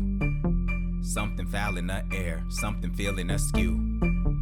Wind is in the pipes, it's that whistle calling for you. Don't holler, it's cool. Windows boarded and sealed, doors are bolted and locked. Product cooking on pace, weaponry fully stocked. bodies sleeping in shifts, other bodies keep watch. Bullets of an antibody cop running up in the spot. The pop, drop, the lights are drop low. Something shot from the trees. Went straight through the front door, homie dropped to his knees. Blood seeping from his neck as he struggled to breathe. Wooden floors stained wet, gets off the more that he bleeds. He leaves, believe, didn't know when something was coming, but it creeping on the come up, now it's right up in your face. Face it, let it resonate up in your bone a minute. When you shiver, make a sliver big enough for it to have a space. Ripped, life, slipping away, maybe you can make it out with just a little bit of grace. But it truly doesn't give a fuck about the fear you feeling. It is here to make you understand that nothing is safe. Nothing is safe. Nothing is sacred. Nothing is safe. Nothing to pray for. Nothing is safe. Nothing is. Cut the light and stay low. All is quiet and still. Peering through the window, staring over the field. Scent of death in the air. Nothing out there looks real. Close the homie's eyes, now is not the time to be feeling. Really load up, furniture, low walls, barricade you inside. Lose the lights in the hallways, everyone gon' be fine. Phone that no one should call, starts to ring at one time. All the homies' eyes slide to it, then the wall split from the outside. The air rushes in, it's cold as fuck, bullets slapping like hail. More homies struck down, the mission has failed. The wood is split, splintered, chandelier falls and smashes. Hard glass and steel everywhere, and every throat screams in protest. You all are dying, and really will anyone care? Truth like death comes for everyone. Barely had to summon what was coming, it was creeping on the come up, now it's right up in your face. Face it, let it resonate up in your bone a minute. When you shiver, make a sliver big enough for it to have a space. Ripped, life, slipping away, maybe you can make it out with just a little bit of grace. But it truly doesn't give a fuck about the fear you're feeling. It is here to make you understand that nothing is safe. Nothing is safe. Nothing is sacred. Nothing is safe. Nothing to pray for. Nothing is safe. Nothing is. Death is coming for you, but you already knew that. Thought the clicker brought you some safety up in this pack. But that didn't add up, back up, stand up, strike a pose. What you get up, that's what they like, you suppose. They go rack up, stack up, that stuff that you stole. But the fact of status wrapped up in black coat caskets cannot be ignored. Running so fast, it had an award. Homies got gas for cash from that score. Y'all could've made a dash just after one more. So you put up on the gas and smash round the corner. Only one man was sent to the coroner. Wasn't part of the plan, but damn, the fast forward and whip was too quick to flip and fast forward. With the past smashed every wall, pillar and floorboard. Ashes to ashes, dust in the lung. Fired out when everything gasoline been poured. Last piece of action for you succumb. Just catch a glance of what could have done. There's something about how we walk to remind you of someone. You look and see a gun, a man with no face, a golden halo that could be the sun. Long ago you summoned what was coming, it was creeping on a come up, now it's right up in your face. Face it, let it resonate up in your bone a minute. When you shiver, make a sliver big enough for it to have a space. Ripped, life, slipping away, maybe you can make it out with just a little bit of grace. But it truly doesn't give a fuck about the fear you're feeling. It is here to make you understand that nothing is safe. Nothing is safe. Nothing is sacred. Nothing is safe. Nothing to pray for. Nothing is safe. Nothing is.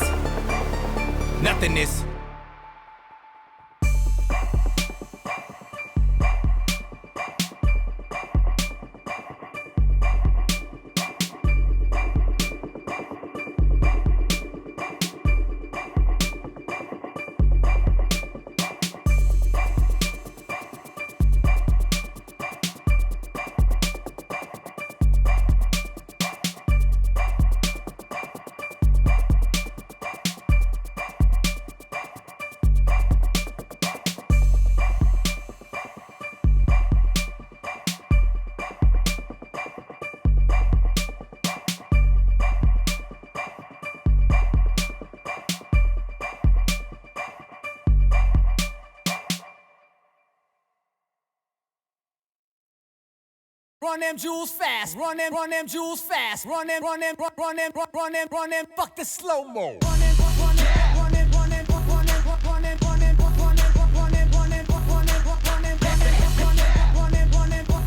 Hey.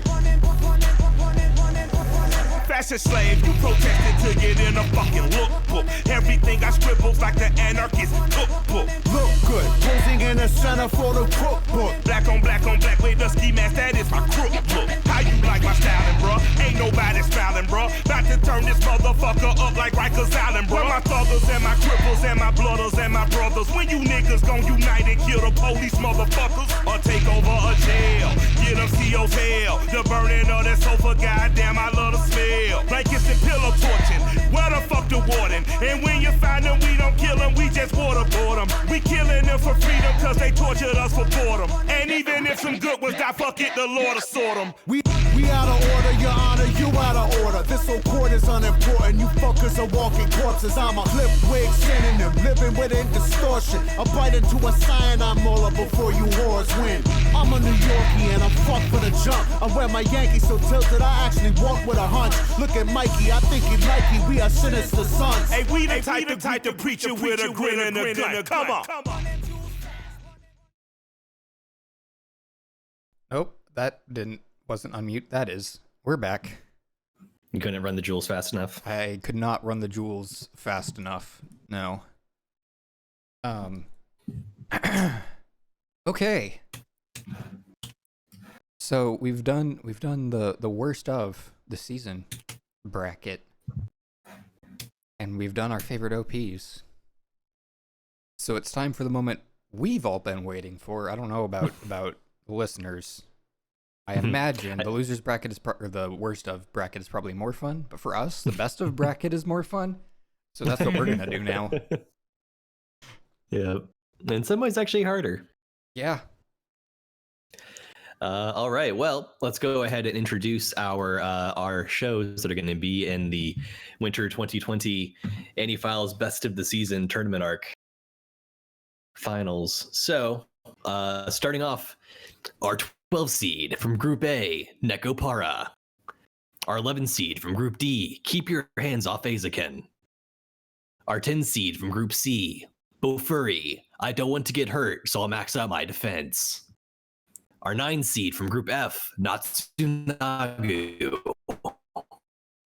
Group Darwin's Game. Our 7 seed from from Group F, Room Camp. That was our 1, 2, 3, 4, 5, 6 seed. You're trying to figure out where you are. I gotta stay in character the whole time. Our 6 seed from Group D, Id Invaded. Our 5 seed from Group E, Interspecies Reviewers. Our 4 seed from Group B, Pet. Our 3 seed from Group B, Magia Record, Puella Meiji Madoka Magica Side Story. Our 2 seed from Group C, Inspector. And our 1 seed from Group A, Smile Down the Runway. And now, without further ado, let's kick off. I forget exactly the lines. The bracket. It's the bracket time. Let's just do it. The bracket for the people for the better show bracket better shows. Better shows is what we do here. Let's start. Yeah. So I have seen some more of these shows since I did my prediction, and so the way I think this tournament actually is going to go now is not what I predicted, because I never updated my prediction. So rip me. Yeah, the insider knowledge, and you didn't take advantage. So I guess we've all got insider knowledge, at least our own heads. But I don't know, I've kind of surprised myself a couple times. Like, I'll get to the vote and be kind of like, when I'm actually considering it and not just kind of guessing for predictions, it's a little bit different.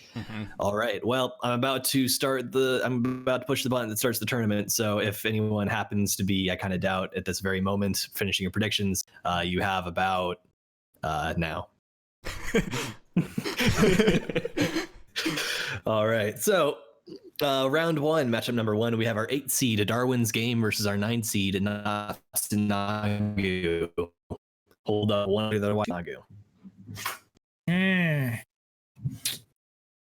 These are both kind of Yeah. No, one of these is kind of and one of these is ow. I'm myself actually on the edge. Oh, you know, I don't hate the edge. I And reveal. Natsunagu. Edgy bullshit. I mean, yeah, Darwin's Game, it had promise, and I've seen like a few people, like a lot of people are giving it high marks, and a lot of people seem to be excited about it, but just like I think it's got a lot of potential. I think it's got a lot of potential. It executed on its premise in the most just predictable, boring way. Yeah. Yeah. And that's kind of why I wasn't in love with it. But anyway, that is good. Oh, the one redeeming thing for Darwin's Game for me, or the one potentially redeeming thing, is the girl is cute. But then they did impregnation fetish, which is the worst fetish, and I noped the fuck out of there. All right. Well, that is 2-1 in favor of Natsunagu, which means the Natsunagu will advance to the next round. In fairness to impregnation fetishists, no, I'm not finishing that sentence. All right. Round 1, matchup number 2. We have our 5-seed interspecies reviewers versus our 12-seed Nekopara. Hold up. 1 if you'd rather watch interspecies reviewers, and 2 if you'd rather watch Nekopara. This is a weirdly appropriate matchup for the first round. This is the matchup we're all here for. This is peak AniFiles. Like, we've peaked. Well, it continues to be peak AniFiles because it's these two shows. I'm like, this is difficult, and Chris is like, I don't want to watch either of these. And Ryan's it's difficult like, because it's like I had to watch one of these. Which... all right, and reveal interspecies reviewers. Nekopara. Interspecies reviewers. I'm not proud of that, but like, I could have gone either way with that. Nekopara just felt so skeevy. Nekopara is real skeevy, and I think we talked about this when we discussed the show. But the premise of the way cats work in this world is literally just slavery. Like, yes. Towards the tail end of slavery, the arguments that were being made by racists are the arguments are made the same arguments, yeah, for the way they treat cats in this show, and it's real gross. But cat girls, so Coconut in particular. Yes. All right, well, round 1, matchup number 3, we have Room Camp, our 7-seed versus 7-seed Bo semi-defense. Hold up, 1 if you'd rather watch Room Camp, and 2 if you'd rather watch Bo Furry. And reveal. Room Camp. Room Camp. Man, all right. It doesn't matter, but is that the decision I really want to make? I think it is. Bo Furry was kind of the best of a mediocre lot in its episode. Like, Bo Furry was fine. It wasn't bad. But I think it was boring. I don't care what happens in that show. It's kind of meh. It had some amusing moments and it had some fun ideas, but it's definitely not one that I care much to revisit. All right, round 1, matchup number 4. We have our 6-seed and Id Invaded, and our 2-seed, our second contestant, our 11-seed. Keep Your Hands Off Azakin. Hold up, 1 if you'd rather watch Id Invaded, and 2 if you'd rather watch Azakin. This one is a little difficult for me, but I actually did watch one of these, and it's Id Invaded. Azakin for me. Azakin for me as well. All right, so that is a 2-1 in favor of Azakin, which means that Azakin will advance to the next round. All right, round 2, we introduce our buys. So we have our first matchup in round 2, our 1-seed Smile Down the Runway versus our 9-seed Natsunagu. I'm so happy. 1 if you'd rather watch Smile Down the Runway, and 2 if you'd rather watch Natsunagu. I'm so happy that Runway is our 1-seed. It doesn't deserve the 1 seed, but it makes me happy inside. It's a good show. Reveal. It's pretty. It's nice. Runway. That is a 3-0 in favor of Runway, which means that Runway will advance to the next round. Round 2, matchup number 2, we have our 4-seed Pet versus our 5-seed Interspecies Reviewers. Hold up, 1 viewers. Dean is torn. All of that audio happened at once. Sorry. You guys were you sort of froze up on my end too. So Discord, man. I should try Pet. Interspecies Reviewers, because I actually watched that one. I should try Central server for the next podcast, because I just learned that Central actually is the main Discord server, so maybe that'll give us better. I think I've tried East, South, and it defaults to West for me since I'm here on the West Coast. And South is in Dallas, so it kind of makes sense that it would help for me and Dean, but you never know, maybe Central just doesn't get used as much at being their home server. Maybe it would work better. Who knows? Anyway, that is... That is next round. Round 2, matchup number 3, we have our 2-seed Inspector versus our 7-seed Room Camp. Hold up 1 if you'd rather watch Inspector, and 2 if you'd rather watch Room Camp. And reveal. Inspector. 3-0 in favor of Inspector, which means that Inspector will advance to the next round. Round 2, matchup number 4, we have our 3-seed Magia Record, Puella Magi Madoka Magica side story versus our 11-seed Keep Your Hands Off Azakin. Hold up 1 if you'd rather watch Magia Record, and 2 if you'd rather watch Azakin.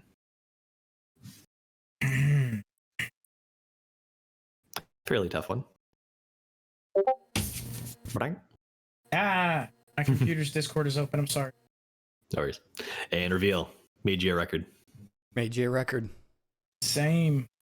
That is a 3-0 in favor of Magia Record, which means that Magia Record will advance to the next round. Losers brackets, we're going to drop down there. First up in losers round 1, we have our 11-seed Keep Your Hands Off Azakin versus our 8-seed Darwin's Game. Hold up 1 if you'd rather watch Azakin, and 2 if you'd rather watch Darwin's Game.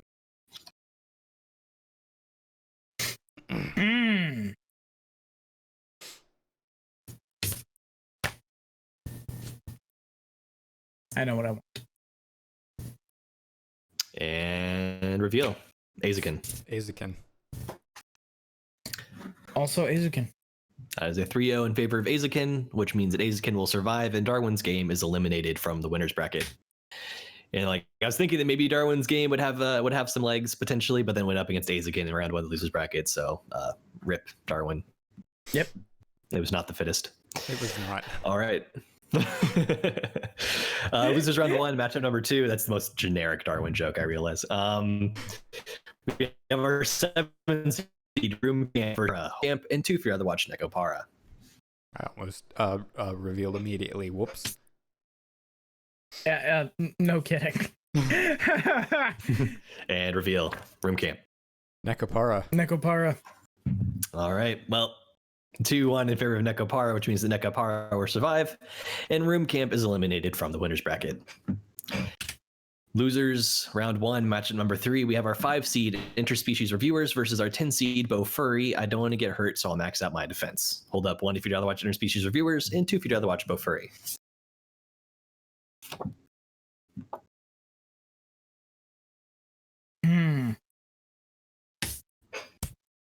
And reveal. Bo Furry. Reviewers. All right. So with the 2-1, Bo Furry will survive and eliminate Interspecies Reviewers from the winners bracket. Lasted longer than I expected. Due, I'm sure, almost entirely to the way that the matchups worked out. Oh, yeah. All right. Well, losers round 1, matchup number 4, we have our 9-seed Natsunagu versus our 6-seed Id Invaded. Hold up 1 if you'd rather watch Natsunagu, and 2 if you'd rather watch Id Invaded. This is actually tricky. I actually did watch one of these, so this should be. And reveal. Natsunagu. Id Invaded. Id Invaded, definitely from the first episode, seemed to have more promise, but like I'm kind of, and it's meta knowledge playing into it, but Natsunagu is 1 is short, and 2 promises to have like some probably feel good moments in there somewhere, so that's why I voted for it. But I'd say 2-1 in favor of Id Invaded, which means that Id Invaded will survive, and Natsunagu is eliminated from the winners bracket. 2, 11-seed Keep Your Hands Off Azakin versus our 12-seed Nekopara. Hold up 1 if you'd rather watch Azakin, and 2 if you'd rather watch Nekopara. GG Cat Girls, go next. Oh man, this Unlucky. is. Yeah, I think so. And reveal. Azakin. That is a 3-0 in favor of Azakin, which means Azakin will survive, and Nekopara is eliminated from the winners bracket. I realize that me saying that defeats the purpose of the cards, but I don't think it matters. Yeah, no, I don't think it would matter. All right. Losers round 2, matchup number 2. We have our 10-seed Bo Furry versus our 6-seed Id Invaded. Hold up 1 if you'd rather watch Bo Furry, and 2 if you'd rather watch Id Invaded. And reveal. Id. That is a 3-0 in favor of Id Invaded, which means that it will survive, and Bo Furry is eliminated from the winners bracket. Didn't put enough into defense. Yeah. You just played it too safe. All right. Our upper bracket, once again, we have round 3, matchup number 1. Our 1 seed, Smile Down the Runway, versus our 4 seed, Pet. Hold up 1 if you'd rather watch Smile Down the Runway, and 2 if you'd rather watch Pet. This one's interesting matchup. This is strange, man. Very different shows. Very different. I keep going back and forth on this one, actually. I think I know what I'm gonna pick, but it's for reasons unknown even to me. And reveal. Runway. Wow, unanimously. Holy shit. Well, there goes my prediction. So, see, I had Runway getting this far and then getting knocked out.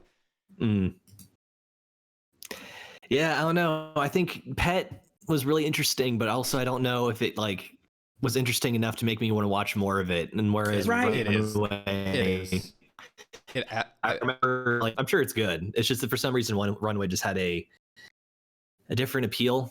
I think it's the charm. I think it's that Runway has a certain charm that Pet just doesn't really care. I feel like Pet's one of those shows where you're gonna have to be in a mood to watch it. Kind of like Babylon was. Yeah. Where you have to be ready for the psychological kind of gritty, edgy stuff. Anyway, round 3, matchup number 2, we have our 2 seed Inspector versus our 3 seed Magia Record. Puella Magica, side story. Hold up 1 for Inspector and 2 for Magia Record. MRPMMSS.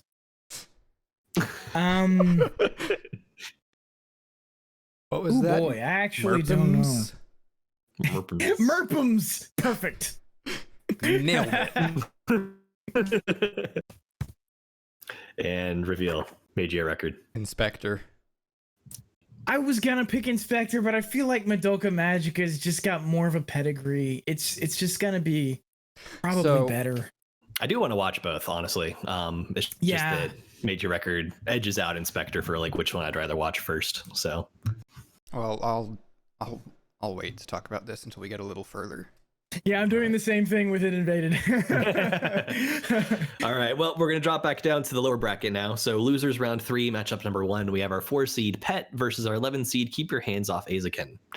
Hold up 1 if you'd rather watch Pet, and 2 if you'd rather watch Azakin. That's where it gets a little bit tricky, because we're eliminating one right now. Again, very different shows, and both pretty good looking. Yep. All right, and reveal. Pet. Also Pet. All right, so we have 2 in favor of Pet and 1 in favor of Azakin, which means that Azakin is eliminated from the losers bracket or the winners bracket, and Pet will survive. Boy, that feels bad. I really would have liked to see Azakin in the top 3. I guess I could have made it happen, but it's your fault, Dean. No, I'm kidding. Specifically yours, not Ryan's, who also voted for that.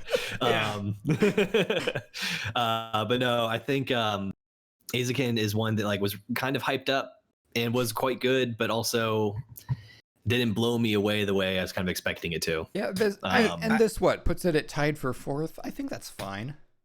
Yeah. It's one of those that I hope that as the show continues and finds its footing and things like that, I say knowing the season's over, but for me, I've only seen the first episode, and I would hope that as the show continues and finds its footing, it sort of smooths out the problems that I had with the first episode and gets a little more crisp. All right, well, losers round 3, matchup number 2. We have our 2 seed Inspector versus our 6 seed It Invaded. Hold up 1 if you'd rather watch Inspector, and 2 if you'd rather watch Id. And reveal. Inspector. Really? Id. All right, that is 2-1 in favor of Inspector, which means the Inspector will survive, and It Invaded is eliminated from the winners bracket. Dude, I am enjoying Inspector so much. Nice. Best Girl Saki comes back as one of the main characters, and it's fantastic, and I love it. And then we somehow in an act that should be impossible get a girl who is potentially even better than Saki? Like, how? How do you? I don't know. The writers of the show are fucking geniuses. They made this show for me. I had Inspector beating Id, but in the next round. Interesting. All right. Well, let's go ahead and do losers round 4 since we have it. So this is going to determine who goes into the losers finals. We have our 4 seed Pet versus our 2 seed Inspector. Hold up 1 if you'd rather watch Pet and 2 if you'd rather watch Inspector. Oh fuck. Ugh. That's a rough matchup for me. Yeah, I think I know where I am though. And reveal. Inspector. Pet. All right. Yeah, I'm okay with prediction. that outcome because I was like both of these are totally fine, so I'm totally okay with that outcome. I'm not. I had Pet going to the finals. I had it coming through the losers bracket, but Gotcha. Well, it's a 2-1 in favor of Inspector, which means Inspector will survive and Pet will be eliminated from the winners bracket.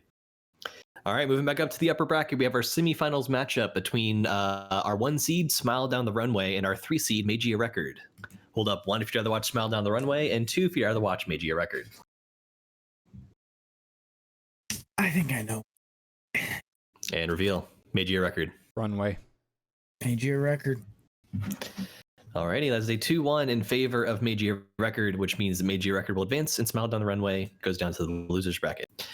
And so we're going to drop back down to the lower bracket. We have losers round 5. The only matchup, this is going to be the third place matchup to decide who faces off in the finals. So we have our 1 seed Smile Down the Runway versus our 2 seed Inspector. Rather watch Runway, and 2 if you'd rather watch.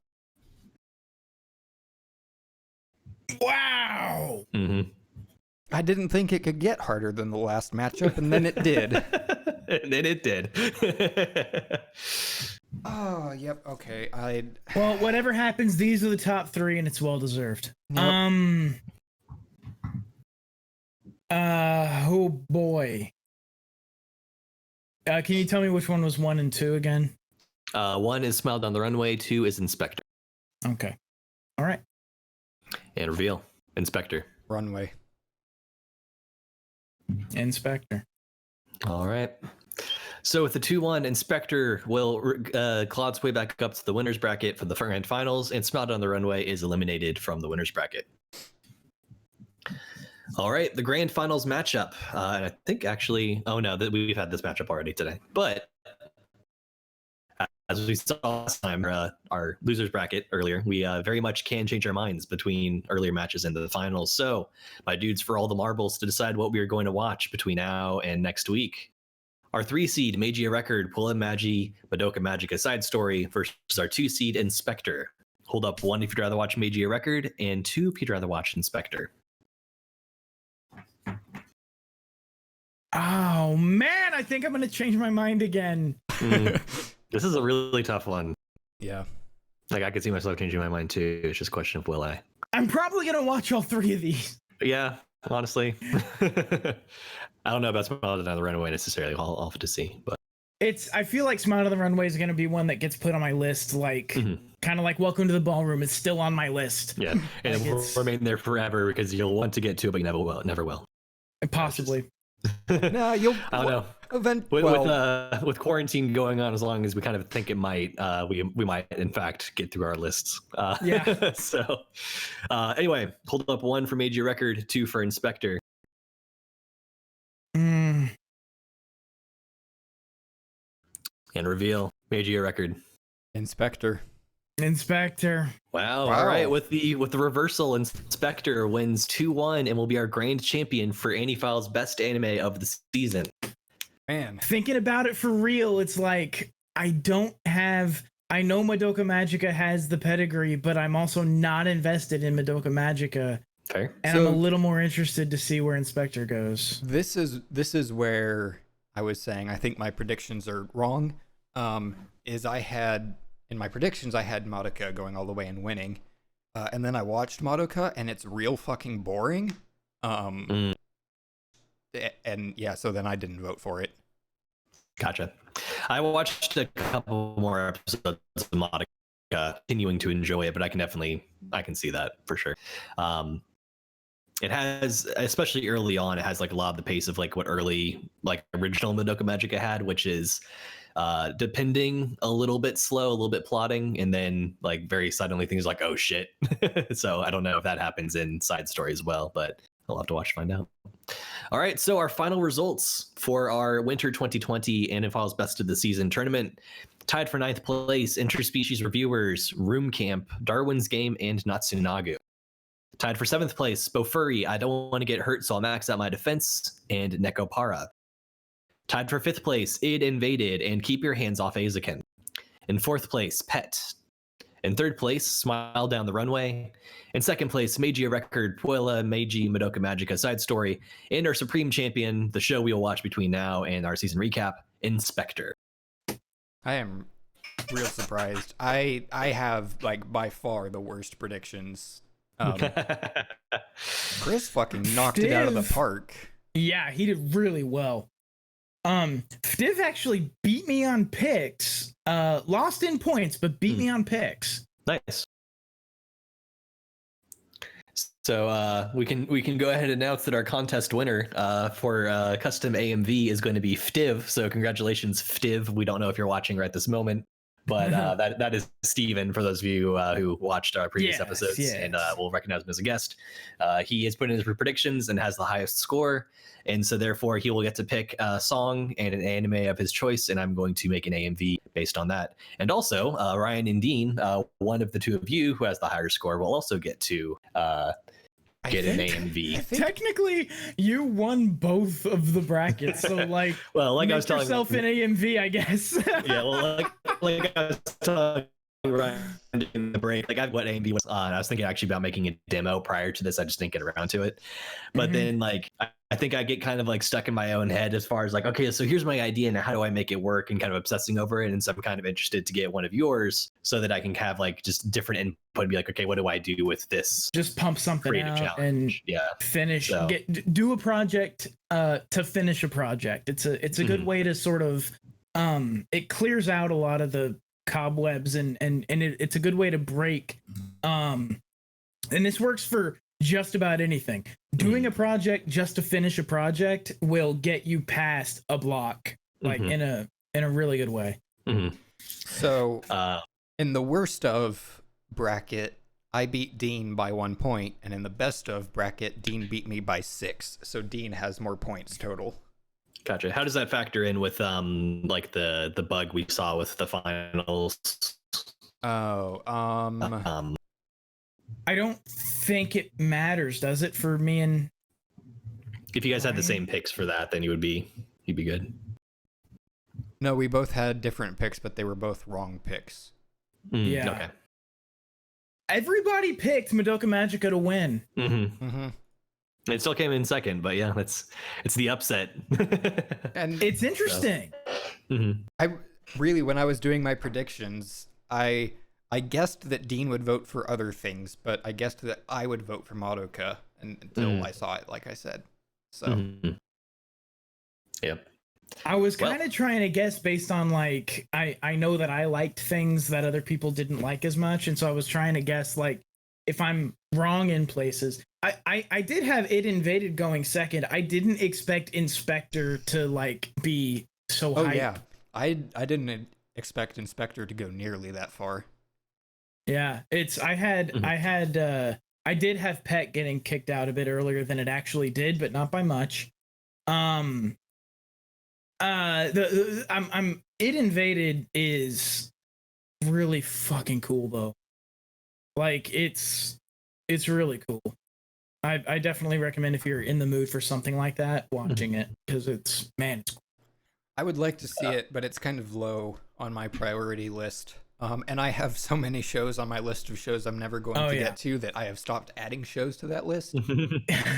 So it's not the best. It's not the best by far, but it's cool, and I enjoy that. So between the two of you, who won? Dean. Was that Dean? Dean. All right. Yep. Well, Dean, congratulations. You get to think of a song, think of an anime.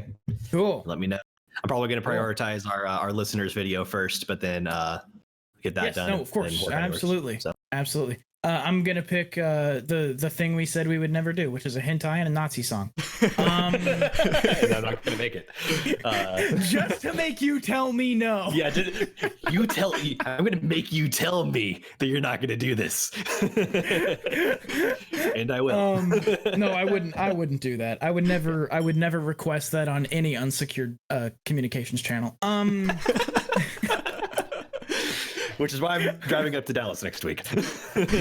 Yes, I'm gonna sweep your new apartment for bugs and and then make my joke and then leave. It's great social distancing. Best $80 in gas you ever spent. Right. I'm driving around in a 1999. Oh, excuse me. Run. Best $150 in gas you ever spent. Right? I actually love it though.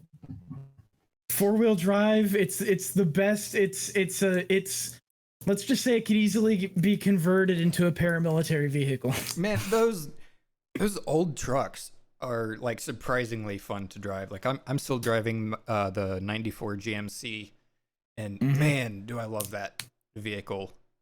What I'm not paying in vehicle car because the vehicle's paid off. I'm not paying what I'm not paying in car payments. I'm paying double in repairs. I'm happy to do that with this vehicle. This vehicle I want to stick with me for a long time because I like this car a lot. But the thing about it, like I think it's the substantial feeling of those older vehicles. They feel like beefy. They don't make them like they used to. Your green Chevy. I like that truck. I sold it to a kid. It was his first truck, and he wrecked it almost immediately. Ah, man, that sucks. Yeah, it does. They fixed it up and stuff, so it was fine. But it hurt my heart a little bit to drive back to my house. I sold it to my neighbor's friend's kid. My neighbor's a body man.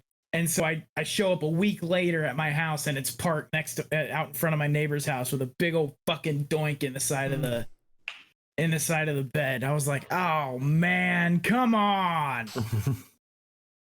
Well, were you gonna say something, Chris? Nope. Okay. I don't think so. If I was, then I forgot. Okay. This has been Old Car Files. This has been episode 1 of Classic Car File. No, oh my god, is the 90s classic cars now? It might be. Years? I think it is. Yeah. If it's 20 or 30 years to be considered classic. If it's 20, it's certainly I think it's 25 actually. I know for legal reasons things change at 25.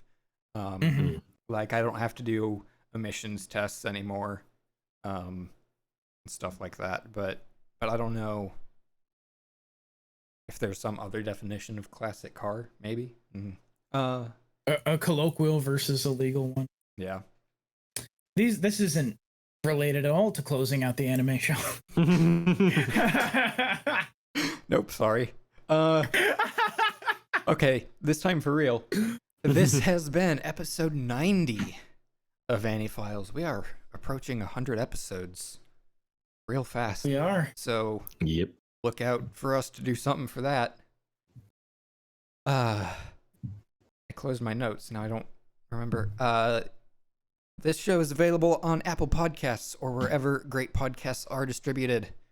We live stream this show on Twitch, twitch.tv/Xerxes, and the VODs go on YouTube when I don't fuck up all my sound settings and do 3/4 of the show without sound. The YouTube channel is AniFiles. That's where they go. We have a Discord. The AMV for FDIV will be posted in there, so if you want to see what custom AMV Chris makes, so that you can be excited about this competition if we ever do it again in the future, join our Discord. Also join it to talk about Azure Lane, a game which I recently picked up, and I'm enjoying a little too much. A link in the show notes, in the description, or !Discord in Twitch chat, whatever platform you're listening to this on. there's a place where I put links, and the link is there. That's wherever the links go. Yeah. Do you want to call it a doobly-doo? Do you feel like calling it a doobly-doo? It's the doobly-doo that's where it is. Yeah. Who started doobly-doo? The earliest, it doesn't matter. The Vlog Brothers. Was it okay? Because the earliest Was it Vlog Brothers that start? The earliest I remember it is Idea Channel. I remember Wheezy Waiter. Wheezy Waiter. Maybe they got it from him. It was like someone in that kind of like loosely connected network of popular YouTubers. Yeah. So 10, 12 years ago, whenever that was. That's weird to say. Oh, don't make me feel that old. All right. If you like this show, you can support us on Patreon, patreon.com/AniFiles. Oh, I am behind on Patreon rewards. I need to get on that. Whoops. Patreon rewards are coming. If you want to throw us money there, you can do it, and you'll probably get a few extra rewards if you sign up now, since I'm behind anyways. By extra rewards, I just mean extra stupid titles like I come up with for us for the intros. Yes. Dick pics. He means dick pics. It's true. What happens next? Patreon. You can follow the show on Twitter @FilesAny, and we are a product of alternative internet radio. You can find us and our other great shows at AIRAD.io, and you can follow the network on Twitter @AltNetRadio.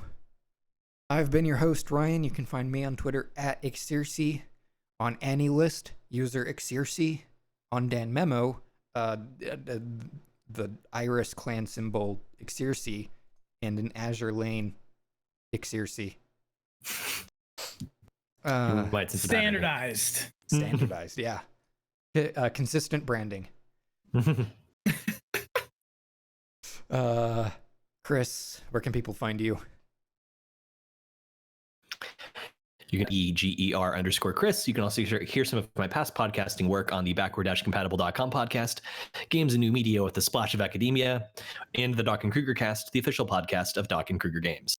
And run that Twitter tag again. You broke up for just a moment while you were saying. @KRUEGER_Chris. Sweet. Yes, I can be found on Twitter as well @DinoFiles. Just those characters, those English characters, those Latin, or they're technically, I don't know. Roman characters, yes, or Latin Roman characters. Yes, Roman. But I think Latin actually is the term. I'm not entirely sure, but it's the whatever you call a character that dirty Americans write in. And then you can find my show DinoFiles wherever podcasts wherever podcasts are distributed, and on alternative internet radio. And you can read the things that I write sometimes at the Rogue File, roguefile.com. I just got a text from my dentist who was closed when I showed up for my appointment last week, with no phone call, no email, no text, nothing, just office closed. I assume for COVID, but they didn't tell me. Probably.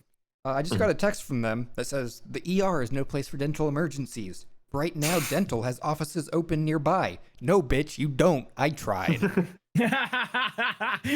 Lies. Well, just every office except yours. You're not allowed to have more than 10 dentists in a room together. Yeah. That's where this show ends.